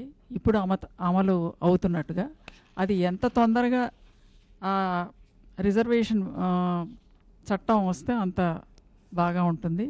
అయితే మహిళా సాధికారికత కోసం సాధనం మొట్టమొదటిది చదువు అని అనుకుంటున్నాం. అది అందరూ అనేదే. ఆరోగ్యం, ఆ తర్వాత చదువు. ఆ చదువులో ఎటువంటి చదువు ఉండాలి? ఇప్పుడు అందరు సర్వశిక్ష అభియాన్ పెడుతున్నారు. రకరకాలుగా చదువుతో, ముఖ్యంగా ప్రైమరీ ఎడ్యుకేషన్లో చాలా రకాల ప్రయోగాలు ప్రభుత్వం చేస్తోంది. అవి పిల్లల జీవితాలతో ఆడుకుంటున్నట్టుగా ఉంది. ఎందుకంటే ఇటీవల ముఖ్యంగా మనకి గ్రామీణ ప్రాంతం నుంచే కాకుండా పట్టణ ప్రాంతంలో కూడా చదువుకునే విద్యార్థులు కింది తరగతి వాళ్ళు ఎక్కువ ఉంటారు. వాళ్ళందరికీ చదువు చెప్పాలనేదే మన కాన్స్టిట్యూషన్ కానీ మన ప్రభుత్వం కానీ వాళ్ళ ఆదర్శం అది. అయితే వాళ్ళందరినీ చదువులో ప్రవేశపెట్టాలి, వాళ్ళందరికీ చదువు నేర్పించాలి అంటే వాళ్ళకి మధ్యతరగతో లేదా పై తరగతుల వాళ్ళు ఎక్స్పోజ్ అయినట్టుగా ఇంగ్లీషుకి కానీ ఇంగ్లీష్ వాతావరణానికి కానీ వాళ్ళు ఎక్స్పోజ్ అవ్వరు. వాళ్ళకి ఇంగ్లీష్ అనేది పూర్తిగా పరాయి భాష అవుతుంది. అట్లాంటప్పుడు మనకి తెలుగులో ఒక సామెత ఉంది, అన్నప్రాసన రోజు ఆవకాయ పెట్టినట్టు. కానీ కేజీ స్థాయి నుంచి వాళ్ళకి ఇంగ్లీష్లో బోధిస్తే అది ఏమవుతుంది? అందుకే డ్రాప్ అవుట్లు ఎక్కువ అవుతున్నారు. వాళ్ళ సృజనాత్మకత దెబ్బతింటోంది. ఆ చదువు రావడం లేదు. ప్రభుత్వం ఏమనుకుంటోందో చదువు వల్ల అది నెరవేరడం లేదు ఆ లక్ష్యం. పిల్లలకి వాళ్ళ జీవితాలు ఈ విధంగా ఏమీ బాగా అవడం లేదు. అది ఒక్కటే కాదు, సరే మనందరికీ తెలుసు, ఆడపిల్లలకి ముఖ్యంగా గ్రామీణ ప్రాంతాల్లోనూ కింది తరగతి ఆడపిల్లలకి వాళ్ళకి కావలసిన ముఖ్యంగా అడోలసెంట్ వయసులో వాళ్ళు యుక్త వయసుకు వస్తున్న సమయంలో వాళ్ళకి ప్రత్యేకమైన అవసరాలు ఉంటాయి. ఆ అవసరాలను మనం తీర్చలేకపోతున్నాం. ప్రభుత్వం తీర్చలేకపోతుంది, సమాజం తీర్చలేకపోతుంది. దానివల్ల ఆడపిల్లలు చదువుకు దూరం అయిపోతున్నారు, డ్రాప్ అవుట్లు అవుతున్నారు. అదీ కాకుండా స్కూళ్ళన్నీ ముఖ్యంగా గ్రామీణ ప్రాంతాల్లో ఉండవు. వాళ్ళు ఎక్కడికో నడిచి వెళ్ళాలి ఒంటరిగా. అట్లాంటప్పుడు వాళ్ళ మీద జరుగుతున్న అత్యాచారాలు కానీ వాళ్ళకి జరుగుతున్న అన్యాయం కానీ వీటన్నిటి నుంచి దూరంగా పెట్టాలని తల్లిదండ్రులు వాళ్ళని స్కూళ్ళు మానిపించడం కానీ వీటన్నిటి మీద కూడా సమాజం, ప్రభుత్వం, చట్టసభలు ఇవన్నీ దృష్టి పెట్టాలి. ముఖ్యంగా చట్టసభలు న్యాయపరంగా ఇప్పుడు న్యాయం జరగడం లేదు. ఎందుకంటే న్యాయం ఆలస్యం అవుతుంది. సుమతి గారు చెప్పినట్టుగా అది అందువల్ల న్యాయం జరగడం లేదు ఒకటి. రెండోది, సరైన పనిష్మెంటు అన్యాయం చేసిన వాడికి శిక్ష పడడం లేదు. వాళ్ళు తప్పించుకు తిరుగుతున్నారు, వాళ్ళు పెద్ద మనుషులుగా చలామణి అవుతున్నారు. అది ఈ న్యాయరంగంలో ఇది సరికానంతకాలం ఆడవాళ్ళకి బాధలే, ఆడవాళ్ళకి న్యాయం జరగదు. తర్వాత ప్రైమరీ లెవెల్లో తప్పనిసరిగా ప్రతి విద్యార్థి వాళ్ళ మాతృభాషలో చదువుకోవాలి. అప్పుడే వాళ్ళ సృజనాత్మకత పెరుగుతుంది.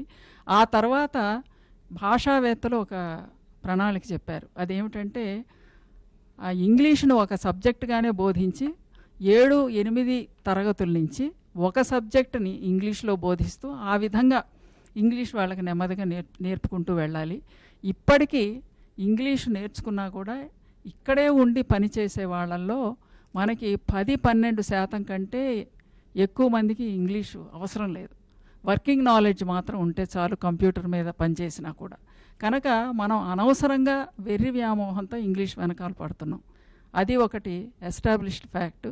తర్వాత రెండోది, మన చదువులో మనం విద్యార్థులను ఎలా చూస్తున్నామంటే కన్జ్యూమర్ దృష్టిలో చూస్తున్నాం. వాళ్ళు రాబోయే కాలంలో డాక్టర్లో ఇంజనీర్లో అయ్యి డబ్బు సంపాదించాలి, కుటుంబానికి ఆ తర్వాత ఏదో సమాజానికి పేరు తేవాలని అదే చూస్తున్నాం, కానీ వాళ్ళ వ్యక్తిత్వ వికాసం చూడడం లేదు. కనుక హ్యుమానిటీసు, కళారూపాలు తప్పనిసరిగా ప్రవేశపెట్టాలి. చర్చలో ఇప్పుడు స్వల్ప విరామం. చర్చకు తిరిగి స్వాగతం. సుచిత్ర గారు, మీకు ఎన్నో దేశాలు పర్యటించినటువంటి అనుభవం ఉంది. మరి వ్యాపార రంగంలో ఇతర దేశాల్లో మహిళల యొక్క పాత్ర ఎలా ఉంది, అక్కడ వారికి అవకాశాలు ఎలా ఉన్నాయి, మన దేశంలో ఎటువంటి పురోగతి ఆయా రంగాల్లో ఉండాలంటారు? మనం చూసినట్టయితే వరల్డ్ని మనం 3 కేటగిరీస్గా సెపరేట్ చేసుకోవచ్చు. Developed countries, developing world, under developed countries అని దాదాపు అలా తీసుకోవచ్చు. డెవలప్డ్ వరల్డ్కి వస్తే దేర్ ఇస్ అబ్సల్యూట్లీ ఒక రకమైన, ఫస్ట్ ఆఫ్ ఆల్ డెవలప్డ్ వరల్డ్లో ఫీమేల్ ఫీటిసైడ్ అనేదే ఉండదు, రైట్? అది మనకు అందరికీ తెలిసిందే. ఎందుకంటే that itself shows that వాళ్ళ సొసైటీస్లో జెండర్ పరంగా there is no disparity. So there is no question of female foeticide, right? అది that itself is bringing the girl out to the world in a very ఒక platform, equal platform మీదకే వస్తుంది. పుట్టటమే equal ప్లాట్ఫామ్లో పుట్టడం అనేది జరుగుతుంది. ఎందుకంటే వాళ్ళకి ఆ భావన లేదు అక్కడ. అది ఆ తర్వాత వాళ్ళకి చదువు పరంగా ఎంత లో ఎకనామిక్ సెక్షన్స్లో సొసైటీలో అక్కడ ఉన్న దేశాల్లో కూడా ఉన్నాయి, అక్కడ లేదు అని లేదు. కానీ వాళ్ళందరూ కూడా ఎడ్యుకేషన్ ఈజ్ మనకి ఫ్రీగా ఉంటుంది. దాదాపు 12th స్టాండర్డ్ వరకు చాలా వరకు డెవలప్డ్ నేషన్స్లో చూసుకుంటే కంట్రీస్లో ఎడ్యుకేషన్ అనేది ఇట్ ఈస్ వెరీ యాక్సెసిబుల్. అది బాయ్స్ అన్నా కానీ గర్ల్స్ అన్నా కానీ ఇద్దరికి యాక్సెసిబిలిటీ అనేది ఒకటి ఉంటుంది. మూడోది ఒకటి వస్తే వాళ్ళ ఎడ్యుకేషనల్ సిస్టంలో చాలా డిఫరెన్సెస్ ఉన్నాయి. మనం ఇక్కడ పుస్తకాలు ఎప్పుడు చూసినా పుస్తకాలని మోసుకొని థియరిటికల్గా నాలెడ్జ్ని మనం ఇంపార్ట్ చేసి దాంట్లో మనం ఎంతవరకు దాన్ని ఫ్యూచర్లో ప్రాక్టికల్గా కానీ స్కిల్ పరంగా దాన్ని ఎలా విద్యా విధానంలో మార్పు రావాలి, అప్లికేషన్గా మనం దాన్ని వాడుకోవటానికి మనకి ఇక్కడ అవకాశాలు లేవు. ఇంకొకటి 4th పాయింట్కి వస్తే దాదాపు 16 years నుంచి పార్ట్ టైం జాబ్స్ చేసుకుంటూ అక్కడ పిల్లలు హై స్కూల్స్కి కానీ కాలేజెస్లో కానీ వెళ్ళటం అనేది జరుగుతుంది. అంటే డబ్బుల కోసం కాదు, బట్ ఆ పిల్లల్లో ఆ యంగ్ ఏజ్లో కూడా వాళ్ళకి ఆ 16-18 సంవత్సరాలలో ఆ 2-3 hours వాళ్ళు వెళ్ళి ఒక పార్ట్ టైం జాబ్ కానీ చేసుకుంటే దాంట్లో వాళ్ళకి ఇన్కమ్ చాలా తక్కువే ఉంటుంది. అదేం పెద్ద హై పేయింగ్ జాబ్స్ ఉండదు. మినిమం వేజెస్ కింద అట్లా చిన్న చిన్న షాప్స్లో, ఈ గ్యాస్ స్టేషన్స్ అంటారు అటువంటి దీంట్లో, లేకపోతే పక్కింట్లో చిన్నపిల్లలు ఉంటే వాళ్ళని బేబీ సిట్టింగ్ అంటారు, అట్లా ఒక 3-4 hours వాళ్ళకి టైం మేనేజ్మెంట్ అనేది చాలా ఒక అవసరం. ఆ ఇంపార్టెన్సు ఆ యంగ్ ఏజ్లో తెలవటం అనేది ఇంపార్టెంట్, బాగా తెలిసిపోతుంది. అది కాకుండా how can they also interact, సమాజంలో 10 మందితో ఎలా కమ్యూనికేట్ చేసుకోగలుగుతున్నారు, వాళ్ళకున్న ఒక స్కిల్ని వాళ్ళు ఎలా సోషల్ స్కిల్స్ డెవలప్ చేసుకుంటున్నారు, కమ్యూనికేషన్ స్కిల్స్ డెవలప్ చేసుకుంటున్నారు. దాని మూలంగా కాన్ఫిడెన్స్ పెరుగుతుంది. వాళ్ళు కాలేజ్ డిగ్రీ 2 years ఉంది, 4 years కూడా ఉంది. అది పూర్తి అయ్యేటప్పటికి వాళ్ళల్లో నేను నా సొంత కాళ్ళ మీద నిలబడే సర్వశక్తులు వాళ్ళకి ఒక స్ట్రెంగ్త్ వచ్చేస్తుంది, ఆత్మవిశ్వాసం పెరిగిపోతుంది. ఎందుకంటే దాదాపు ఒక 7 yearsకి హై స్కూల్ ఏజ్ నుంచి వాళ్ళకి అది డెవలప్ అవుతూ వచ్చేస్తుంది అనమాట. అది మనం ఇక్కడ మన దేశంలో చెయ్యట్లేదు. డెవలపింగ్ వరల్డ్లో ఈ మనకున్న మహిళా సాధికారిత సమాజం సదస్సులో ఆ విధంగా చర్చ జరగాలంట. చెయ్యాలి. ఎందుకంటే ఎడ్యుకేషన్ కూడా మనం ఇందాకే చెప్పినట్టు అదర్ స్పీకర్స్ చెప్పినట్టు కూడా మన ఎడ్యుకేషన్ సిస్టమ్స్లో మనకి మార్పు రావాల్సినటువంటి అవసరం. మనం ఎప్పుడు చూసినా మనం మార్కుల గురించో లేకపోతే యూనో కోచింగ్ క్లాసుల గురించో లేకపోతే ఇంటర్మీడియట్ ఎగ్జామ్స్లో ఎంత పర్సంటేజ్ వచ్చిందనా లేకపోతే ఏ ఐఐటీలో చేరామనేది అది మనం దృష్టి పెట్టుకొని అదే మనం విద్యా విధానంలో సమూలమైనటువంటి మార్పులు రావాల్సినటువంటి అవసరం ఉండటం, అంబిషన్స్ అనేది రావాలి, కానీ ఉండటం మంచిది. కానీ అది లేకపోయినా కూడా మనం ఎన్నో రకంగా స్కిల్స్ ఆర్ సో ఇంపార్టెంట్. నా దృష్టిలో పర్సనల్ వ్యూ అన్నమాట ఇది. 10th తర్వాత మనం అందరూ పిల్లలకి some area of skill knowledge, skill based education అనేది ఒక సబ్జెక్ట్ గాను నైపుణ్యాన్ని పెంచుకోవాల్సినటువంటి అవసరం ఉంది. ఆ దిశగా నేను స్కూల్లో చదువుకున్నప్పుడు 20-30 సంవత్సరాల క్రితం ఇంజనీరింగ్ చిన్న ఎలక్ట్రికల్ ఇది అనేది ఒకటి ఉండేది, లేకపోతే హోమ్ సైన్స్ అని ఉండేది, you know tailoring and arts and crafts మీద ఇందాకే చెప్పినట్టు హ్యుమానిటీ సబ్జెక్ట్స్, సృజనాత్మకంగా కల్చర్ మీద విద్యా విధానం ఉండవలసినటువంటి దాంట్లో అవసరం ఉంది. కొన్ని మనం చాలా మంది దాంట్లో కూడా రాణిస్తున్నారు కదా, అది కూడా ఇంపార్టెంటే మనకి. సో మన దేశానికి వచ్చినప్పుడు మనం అటువంటి మన థింకింగ్ ని కూడా కొంచెం మార్చుకోవాల్సింది చాలా ఇంపార్టెంట్ అన్నమాట. ఓకే, సుమతి గారు, విద్యార్థినులపై యాసిడ్ దాడులు, అరాచకాలు ఇప్పుడు మనం అనేక సందర్భాల్లో వింటూ ఉన్నాం. ఇవి తగ్గాలి అంటే సమాజంలో ఎటువంటి మార్పు రావాలి? ఈ యొక్క విద్యార్థుల్లో కానీ విద్యార్థినుల్లో కానీ ఏ విధమైనటువంటి చైతన్యం రావాల్సినటువంటి అవసరం ఉంది? అంటే బేసిక్గా ఎక్కడి నుంచి అది వస్తుంది అంటే వై అన్నది is an issue. Like madam said, భ్రూణ హత్యలు ఇక్కడ ఉన్నాయి, వేరే దేశాల్లో లేవు. First of all why is it coming is an issue like that. ఇప్పుడు యాసిడ్ దాడులు ఎందుకు జరుగుతున్నాయి అమ్మాయి మీద ఎందుకు జరుగుతున్నాయంటే వేరే చోట ద కాన్సెప్ట్ ఆఫ్ ఇన్ఈక్వాలిటీ. ఆ concept of inequality is a very big subject to talk about, where society has to అంటే ఇగాలిటేరియన్ సొసైటీని ఊహించుకొని అది ఈక్వాలిటీ. బట్ ఉన్న పరిస్థితుల్లో యాజ్ యూ సెడ్ అవన్నీ తగ్గాలి అంటే ఫస్ట్ థింగ్ ఇస్ ఎక్కడి నుంచి మొదలు? అదే ఫస్ట్ థింగ్ ఇస్ ఒక కామన్ గర్ల్ని తీసుకుంటే ఫ్రమ్ ఏ రూరల్ బ్యాక్గ్రౌండ్ ధైర్యంగా బ్రతకడం నేర్చుకోవాలి. ఆ ధైర్యంగా ఎప్పుడు బ్రతకగలుగుతారంటే చుట్టూ ఉన్న every element has to support a girl right from the birth. ఒక ఎడ్యుకేషనే కాదు, నేనే uneducated women like madam has said, ఎంతోమంది ఇప్పుడు విమెన్ సర్పంచెస్ ఉన్నారు. Maybe first time they are కొంచెం షైగా ఫీల్ అవుతారు, సెకండ్ టైం వాళ్ళు చాలా అవుట్ స్పోకెన్గా they are able to tell every problem.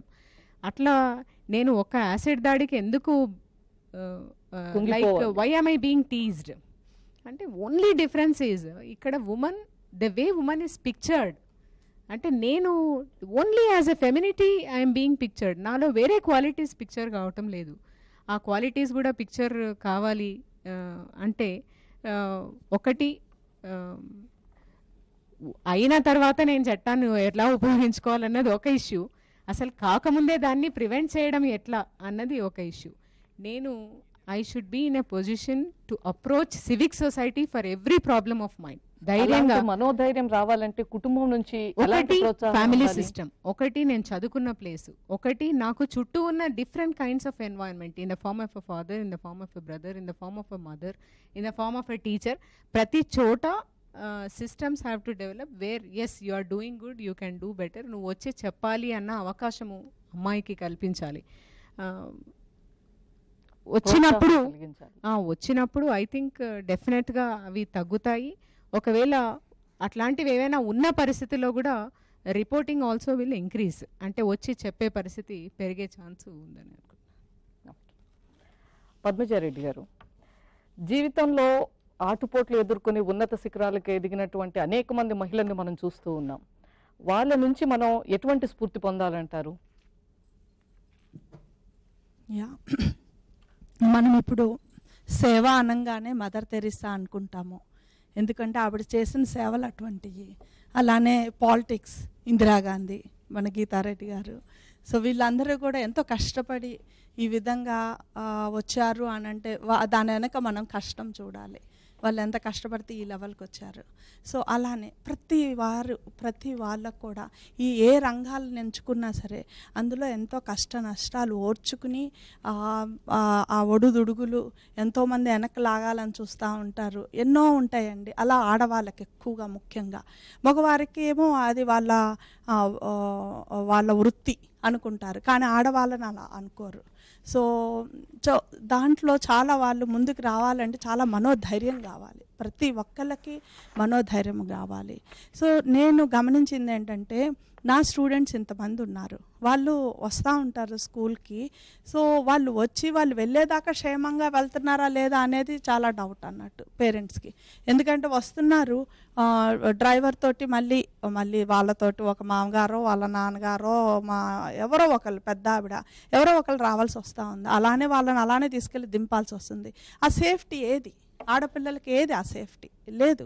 ఇప్పుడు నేను కూడా ఒక ప్రోగ్రామ్కి తీసుకువెళ్తాను పిల్లల్ని, ఫ్లైట్లో కానివ్వండి, ట్రైన్లో కానివ్వండి. ఆల్వేస్ నా ఐస్ పిల్లల పైనే ఉంటుంది, అందరు ఆడపిల్లలు, యంగ్ గర్ల్స్. సో వాళ్ళని తీసుకొచ్చి సేఫ్టీగా వాళ్ళ పేరెంట్స్కి అప్పచెప్పేదాకా అదొక ఆందోళనగా ఉంటుంది అన్నట్టు. సో ఇవన్నీ ఈ సేఫ్టీ, ఇప్పుడు నేను ఎన్నో దేశాలకు తీసుకువెళ్తూ ఉంటాను నా పిల్లల్ని. సో ఒక హ్యాపీనెస్ ఉంటుంది పిల్లల్ని తీసుకెళ్తున్నానని, కానీ దాంట్లో నాకు ఆ సేఫ్టీ చాలా ఇంపార్టెంట్. పిల్లల్ని మళ్ళీ అదే విధంగా జాగ్రత్తగా తీసుకొచ్చి పేరెంట్స్కి అప్పచెప్పాలి. సో ఈ సేఫ్టీ అనే దగ్గర నాకు చాలా, ఈ ట్రైన్స్లో వెళ్తున్నా సరే ఇది కొద్దిగా నాకు ఆలోచించుకోవాలి. మహిళలకు రక్షణ ఇంకా పెరగాలండి చాలా. ఇప్పుడు ఈ కట్నం చావులేంటి, వీళ్ళని కిరోసిన్ పోసేసి చంపటాలు, ఇవన్నీ ఆవిడ అన్నట్టుగా మన భారతదేశంలోనే ఇలాంటివన్నీ ఏ దేశంలో ఏ ఇతర దేశాల్లోనూ లేదు. ఎందుకంటే ఆవిడ చెప్పారు అక్కడ ఏంటంటే అంత సమానము, ప్రతి ఒక్కళ్ళకి గౌరవించుకుంటారు. మరి ఎందుకు మన భారతదేశంలో అలాంటిది కరువయ్యింది అనేది ఆలోచించాలి ప్రతి ఒక్కళ్ళు. అంటే ఆడపిల్ల అనగానే ఆమెను చాలా చులకనగా చెత్తపుట్టల్లో పడేస్తూ ఉన్నారు. అది కాదు, అన్నిట్లో సమానంగా ఉన్నారు. ఇప్పుడు ఆవిడ్ని కానీ మనం పైకి తీసుకొచ్చామని అంటే మగవాళ్ళని మించిపోతారండి, అలా ఉన్నారు ప్రతి దాంట్లోనూ. కానీ రానిట్లేదు, వాళ్ళని చాలా అణుస్తూ ఉన్నారు అన్నట్టు, అణచివేతకు గురవుతున్నారండి. ఆ అణచివేత ఇంకా జరుగుతూనే ఉంది. దానిని ఎలా రూపుమాపాలి అనేది చాలా పెద్దలందరూ ఈ మహిళా సదస్సులో అటువంటి అంశాల పట్ల చర్చ జరగాలంటే కంపల్సరీ రావాలి. ఆడపిల్లలు ముఖ్యంగా వాళ్ళ సేఫ్టీ ఏంటి అనేది వాళ్ళకు ఒక లెసన్ స్కూల్లో పెట్టండి. మీరు ఏ విధంగా సేఫ్టీగా ఉండాలి, మగవాళ్ళ నుంచి మీరు ఎలా ఆటుపోట్లను తట్టుకోవాలి, వాళ్ళు ఎటువంటి వాళ్ళు అనేది గ్రహించేటట్టుగా ఆడపిల్లల్ని పెంచాలి. పేరెంట్సే కాదు, అది స్కూల్లో కూడా జరగాలండి. ఓకే, ఇప్పుడు చర్చలో స్వల్ప విరామం. చర్చకు తిరిగి స్వాగతం. వనిత గారు, మహిళలకు ఇప్పుడు అన్ని రంగాల్లో భాగస్వామ్యం లభిస్తుందంటారా, లేక ఇంకా ఏ రంగాల్లో మహిళలకు భాగస్వామ్యం కల్పించవలసినటువంటి అవసరం ఉందని మీరు అనుకుంటున్నారు? ఇప్పుడు ఇంతకుముందు మాట్లాడిన స్పీకర్స్ ఈ ఎస్పెషలీ ఉమెన్ సేఫ్టీ టాపిక్ మీద నాకు ఆలోచన ఏమనిపిస్తుందంటే, ఒక జనరల్ మైండ్ సెట్, మనం ఏంటంటే మన ఆడపిల్లలకు కానీ లేకపోతే మహిళలకు కానీ మనం ఏంటంటే భద్రంగా ఉండండి, జాగ్రత్తగా ఉండండి అని మనం చెప్తాము. కానీ అదే మైండ్ సెట్ ఎందుకు మనం మగపిల్లల మీద ఎందుకు చూపించట్లేదు, వాళ్ళని ఎందుకు మనం ఎడ్యుకేట్ చేయట్లేదు దట్ ఇటువంటి బ్యాడ్ బిహేవియర్ చేయకూడదు, సొసైటీలో మీరు కూడా ఈక్వల్ రెస్పాన్సిబిలిటీ చూపించాలి. సేమ్ థింగ్ ఏంటంటే ఈక్వల్ ఆపర్చునిటీస్ ఫర్ ఉమెన్ కలిగించాలి. దానికి మీరు ఒక మేల్ ఛాంపియన్ కింద ఉంటే బాగుంటుంది. అటువంటి maybe education we should start right from childhood. Probably kindergarten నుంచి రెస్పెక్ట్ ఫర్ ద మన సాటి మహిళకి అది మనం చెప్పుకోగలిగితే ప్రాబబ్లీ ఈరోజు ఉన్న క్రైమ్స్ అగేన్స్ట్ ఉమెన్ తగ్గొచ్చు. ఇప్పుడు సొసైటీ పరంగా ఏంటంటే మనం హీరోయిజము, అలాగే ఆడపిల్లల్ని ఏడిపించడం కానీ లేకపోతే వాళ్ళలో మనం వేసుకోవాలంటే ఇటువంటి బిహేవియర్స్ ఉంటేనే వాళ్ళు మన వెనకాల పడతారని అది చాలా మీడియాలో ప్రమోట్ చేస్తున్నారు. So I think this is actually showing a very wrong type of role models to boys especially. So ఈరోజు మన మహిళా సదస్సులో ఏం చెప్పాలంటే, apart from only women talking about women's problems and trying to promote, men also should have equal responsibility. So male champions అనేది ఉండాలి. So I feel ఈరోజు ఆంధ్రప్రదేశ్ ప్రభుత్వం ఎవరైతే వీళ్ళు ముందుకొచ్చి ఈ సదస్సుని ఏర్పాటు చేశారో డెఫినెట్గా కొంతమంది మేల్ ఛాంపియన్స్ ఉన్నారు. సో ఈ లెవెల్ ప్లేయింగ్ ఫీల్డ్ అనేది లేదు ఆడవాళ్ళకి ఈరోజు. ఆ లెవెల్ ప్లేయింగ్ ఫీల్డ్ వచ్చే వరకు మాత్రం I think male champions have to push, they have to encourage. అలాగే రిజర్వేషన్స్ ఇన్ ఎవ్రీ ఫీల్డ్ వస్తేనే మనకి ఏంటంటే ఆడవాళ్ళ రిప్రజెంటేషన్ పెరిగి ఈ ఉమెన్ సేఫ్టీ కానీ లేకపోతే ఎడ్యుకేషన్లో కానీ లేకపోతే హెల్త్లో కానీ in every area I think to create opportunity and also to create some sort of a responsibility towards environment and towards society. If that ecosystem is built, that is much better. Second thing ఏంటంటే మీరు ఇంకొక మాట అన్నారు, ఈ మగవాళ్ళని ఎప్పుడు మనం merit కానీ రిజర్వేషన్ కానీ అడగం. ఎందుకంటే it is already entry barriers for them in every field, పాలిటిక్స్లో కానీ సొసైటీలో కానీ కార్పొరేట్లో కానీ మనం ఎప్పుడూ ఫ్రీగా ఉంది, హక్కుగా ఉందని. అదే ఉమెన్ కి వచ్చేటప్పటికి రిజర్వేషన్ ఎందుకు ఉండాలి, మీకు మెరిట్ బేస్ ఎందుకు రాకూడదు, అక్కడ లెవెల్ ప్లేయింగ్ ఫీల్డ్ లేనప్పుడు డెఫినెట్లీ మనం ఏంటంటే ఆ రిజర్వేషన్ అన్ని కేటగిరీ తీసుకురావాలి. అటువంటి దిశగానే ఈ రోజు ఆంధ్రప్రదేశ్ ప్రభుత్వం ఈ యొక్క సదస్సుని ప్రధాన ఉద్దేశం కూడా ఈ రోజు మనం ఏంటంటే మగవాళ్ళు ఎంట్రీ అయినప్పుడు అక్కడ మెరిట్ అనేది చూడట్లేదు. ఎందుకంటే చాలా రంగాల్లో ఏంటంటే without any merit, without any criteria జనాలు వస్తున్నారు, అక్కడ మగవాళ్ళు వస్తున్నారు, రాణిస్తున్నారు. కానీ అదే విమెన్కి ఏంటంటే ఎంట్రీ బ్యారియర్స్ లేవు అక్కడ, అంటే ఎంట్రీ బ్యారియర్స్ ఉన్నాయి. సో దానివల్ల ఏంటంటే వాళ్ళకి అవకాశాలు కలిగించట్లేదు. సో ఈ బ్యారియర్స్ అన్ని కూడా తగ్గేదానికి తీసుకోవాల్సినటువంటి చర్యలపైన ఈ యొక్క సదస్సులో చర్చ జరగవలసినటువంటి అవసరం ఉంది. చర్చలో ఇప్పుడు స్వల్ప విరామం. చర్చకు తిరిగి స్వాగతం. సీతారత్నం గారు, జాతీయ మహిళా పార్లమెంటు సదస్సు మహిళా సమస్యలకు ఎలాంటి పరిష్కారాన్ని ఇస్తుందని ఆశించవచ్చు? ఇది డెఫినెట్గా ఇంటర్నేషనల్ లెవెల్లో జరుగుతుంది కాబట్టి అందరూ కూడా వాళ్ళ యొక్క ఎక్స్పీరియన్స్ షేర్ చేసుకోవడం అనేది జరుగుతుంది. ఇంకొకటి ఏంటంటే దేశ విదేశాల నుంచి అక్కడ ఉన్నటువంటి ఆచరణలో ఉన్నటువంటి ఏవైతే పాలసీస్ ఉన్నాయో ఆ పాలసీస్ని మనకి ఉన్న వాటితో కంపేర్ చేసుకుని అడాప్ట్ చేసుకోవడం అనేది మొట్టమొదటిగా చేయాల్సినటువంటి చర్య. ఇంకొకటి ఏంటంటే మనకి ఉమెన్ సేఫ్టీ గురించి లేకపోతే ఉమెన్ ఎంపవర్మెంట్ గురించి ఉమెన్ డెవలప్మెంట్ గురించి మనకి కూడా ఉన్నాయి పాలసీస్. అయితే ప్రాబ్లం ఎక్కడొస్తుందంటే ఇంప్లిమెంటేషన్. అన్ని చట్టాలు చేస్తున్నారు కానీ అది సమర్థవంతంగా చివరి వరకు గ్రామీణ మహిళ వరకు ఆ ఫలాలు అందుతున్నాయా, అవి చేరుతున్నాయా వాళ్ళకి, దాని ఇంపాక్ట్ ఏ విధంగా ఉంది, అది సొసైటీకి మళ్ళీ రిటర్న్ అవుతుందా అంటే ఇక్కడ నేను అనేది ఏంటంటే ఇంప్లిమెంటేషన్లో సమర్థవంతంగా జరిగేటట్టుగా నిర్ణయాలు అనేది తీసుకోవాల్సినటువంటి అవసరం ఉంది. దాని మీద కమిటీలు వేయాల్సిన అవసరం ఉంది. ఫర్ ఎగ్జాంపుల్ ఇప్పుడు డ్రాప్ అవుట్స్ ఎక్కువగా ఉన్నాయి. టీనేజ్ వచ్చేసరికి అమ్మాయిలు మానేస్తున్నారు విలేజెస్లో. అంటే అక్కడ ఏంటంటే టాయిలెట్స్ ఉన్నాయి కానీ మెయింటెనెన్స్ వెరీ పూర్, వెళ్ళేటట్టు కూడా ఉండవు. సో అక్కడ ఆ ఏరియాలో కనుక కేర్ తీసుకుని అంటే బాలికలు ఎడ్యుకేషన్ మానేయడానికి దారి తీసే పరిస్థితుల్ని దాని మీద ఒక డెఫినెట్గా చర్చ జరగాల్సిన అవసరం ఉంది. ఎందుకు చెప్తున్నానంటే ఎడ్యుకేషన్ మొట్టమొదటి స్టెప్ ఏ పైకి రావాలి అనుకుంటే కనుక అక్కడ అంటే ఆ బ్యారియర్స్ ఏవైతే ఉన్నాయో వాటిని క్రాస్ చేసి రావాల్సిన వాటిలో ఖచ్చితంగా నిర్ణయాలు తీసుకోవాలి. అంటే అమలు చేయడంలో సమర్థవంతంగా అమలు చేయాలనేది పాయింట్. ఇంకొకటి ఏంటంటే గ్రామీణ మహిళలకి వాళ్ళకి కావాల్సినటువంటి ఫైనాన్షియల్ సపోర్ట్ కానీ అన్ని విధాల పైకి రావడానికి అవరోధాలు ఏవైతే అవరోధాలు ఉన్నాయో వాటిని కూడా దృష్టిలో పెట్టుకోవాల్సినటువంటి అవసరం ఉంది.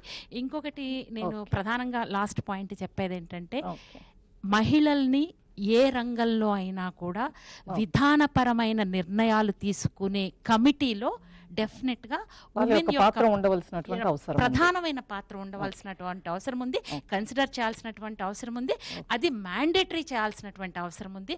అప్పుడే మహిళల ఇష్యూస్ కానీ మహిళల యొక్క ప్రాబ్లమ్స్ని సాల్వ్ చేయడానికి మహిళా పొలిటీషియన్స్, మహిళా అధికారులు మహిళల యొక్క నిర్ణయాలు తీసుకుంటమే కాకుండా ఆచరణ విషయంలో కూడా తగిన జాగ్రత్తలు తీసుకోవాల్సిన దిశగా నిర్ణయాలు తీసుకోవాలి. జయంతి రెడ్డి గారు, ఆరోగ్యపరంగా నేటి మహిళలు ఎదుర్కొంటున్నటువంటి ప్రధానమైనటువంటి సమస్యలు ఏంటి? ముఖ్యంగా మాతా శిశు మరణాలు కానీ పౌష్టికాహార లోపం కానీ ఇటువంటి ప్రధానమైనటువంటి సమస్యల నుంచి బయటపడాలంటే ఎటువంటి నిర్ణయాలు జరగవలసినటువంటి అవసరం ఉంది ఈ సదస్సులో? ఈ సదస్సులో మనము అవగాహన పెంచాలండి. ముందు మనం ముఖ్యమైన కారణాలు తెలుసుకోవాలి. మాతా శిశు మరణాలలో ముఖ్యమైనది ఏంటంటే రక్తహీనత, రక్తపోటు. ఇవి ఆల్మోస్ట్ 60% కంటే ఎక్కువ ఈ రెండు కారణాలే మనకు కనిపిస్తున్నాయి. ఈ శిశు మరణాలలో ప్రిమెచ్యూరిటీ అంటే టర్మ్ బేబీ కంటే ముందు అంటే 37 వారాల కంటే ముందు పుడితే దాన్ని ప్రిమేచ్యూరిటీ అంటాం. సో ఈ కారణాలు ఎక్కువగా కనిపిస్తున్నది. సో వీటి యొక్క కారణాలు ఏంటి, మనము హై రిస్క్ ప్రెగ్నెన్సీ అని దాన్ని విభజించి ఎక్కడ కనుక ఈ ప్రాబ్లం ఉన్నదో దానికి మనం ఎడ్యుకేట్ చేయాలండి. ప్రతి గ్రాస్ రూట్ లెవెల్ నుంచి ప్రతి వారికి కూడా కొంచెం కాలువాపు ఉన్నదా, పేలుగా కనిపిస్తున్నా వెంటనే ఆరోగ్య కేంద్రంకి వెళ్ళి ఆల్మోస్ట్ 100% అందరూ కూడా ఈ ఆరోగ్య కేంద్రం నుంచి వాళ్ళు ఈ యొక్క బెనిఫిట్ పొందాలి అని చెప్పేసి అవగాహన మనం తీసుకురావాలి. చాలా కేంద్రాలలో కనీసం బీపీ కూడా ఆపరేటర్స్ పని చేసే స్థితిలో కూడా ఉండదు. సో దీస్ ఆర్ 2 థింగ్స్ అండి. ఎప్పుడు కనుక వాళ్ళ హిమోగ్లోబిన్ పర్సంటేజ్ 12 ఉంటుందో అండ్ బీపీ కరెక్ట్గా ఉంటుందో వాళ్ళకి ప్రెగ్నెన్సీలో ప్రాబ్లమ్స్ చాలా తక్కువ ఉంటుంది. అదే కాకుండా చిన్నది డయాబెటీస్, తర్వాత హార్ట్ ప్రాబ్లమ్స్, తర్వాత ట్విన్స్, ఇలాంటివి హై రిస్క్ ప్రెగ్నెన్సీస్ ఉంటాయి. అదే కాకుండా అడాలసెంట్ ఏజ్ గ్రూప్లో కూడా వాళ్ళకి పాలిసిస్టిక్ ఓవరీస్ అని, అతి బరువు, ఇలాంటి కొన్ని ప్రాబ్లమ్స్ రావచ్చు. సో దానికి కూడా మనం ఎడ్యుకేట్ చేయాలి. సో ఎడ్యుకేషన్ అనేది చాలా ఇంపార్టెంట్. ఇప్పుడు మనము గ్లోబల్ సదస్సు లాగా ఇప్పుడు మన జాతీయ సదస్సు, అలాగే మనము అట్లా రాష్ట్ర సదస్సు, తర్వాత డిస్ట్రిక్ట్ సదస్సు, తర్వాత విలేజ్లో అలాగా ఈ అవగాహన అందరికీ చేరేటట్టు చేయాలండి. ఈ సదస్సులో కూడా ఆరోగ్యానికి సంబంధించినటువంటి అంశాల పట్ల నిర్ణయాలు తీసుకోవాల్సినటువంటి అవసరం ఉంది. మమతా రఘువీర్ గారు, కుటుంబం, సమాజం, ప్రభుత్వం వీరి నుంచి ఎటువంటివి మనం మహిళలు ప్రధానంగా మద్దతు కానీ ఎటువంటి చర్యల్ని మనం ఆశించవలసినటువంటి పరిస్థితి? నా ఉద్దేశంలో కుటుంబం నుంచి సహాయం కావాలి, తర్వాత సమాజం నుంచి కొంత సహనం కావాలి వాళ్ళు ఎదిగేంత వరకు, అలాగే ప్రభుత్వం నుంచి సహకారం ఇంకా కావాలి.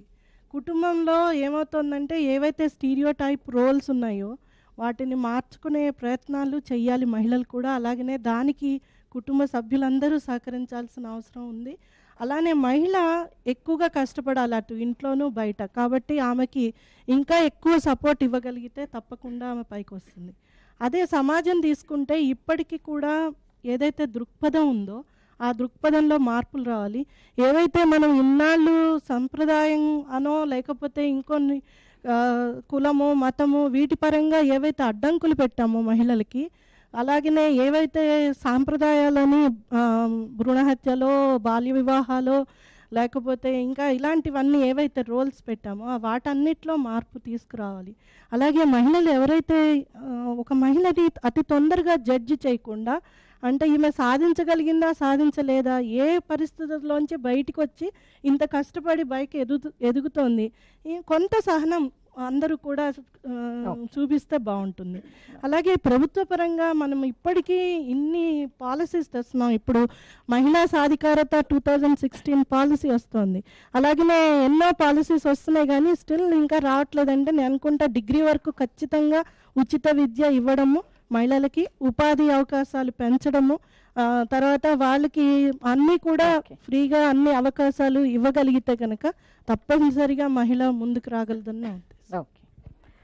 స్థానిక సంస్థల్లోనే కాదు పార్లమెంటులోనూ 3వ వంతు స్థానాలు సాధించినప్పుడే మహిళలు అభివృద్ధి దిశగా ముందడుగు పడుతుంది. మహిళలు ప్రగతి పదంలో దూసుకుపోయేందుకు ఈ మహిళా సదస్సు ఉపయోగపడుతుందని మహిళా నిపుణులందరూ భావిస్తున్నారు. ఈ ప్రత్యేక చర్చా కార్యక్రమానికి విచ్చేసిన ప్రముఖులందరికీ నమస్కారం.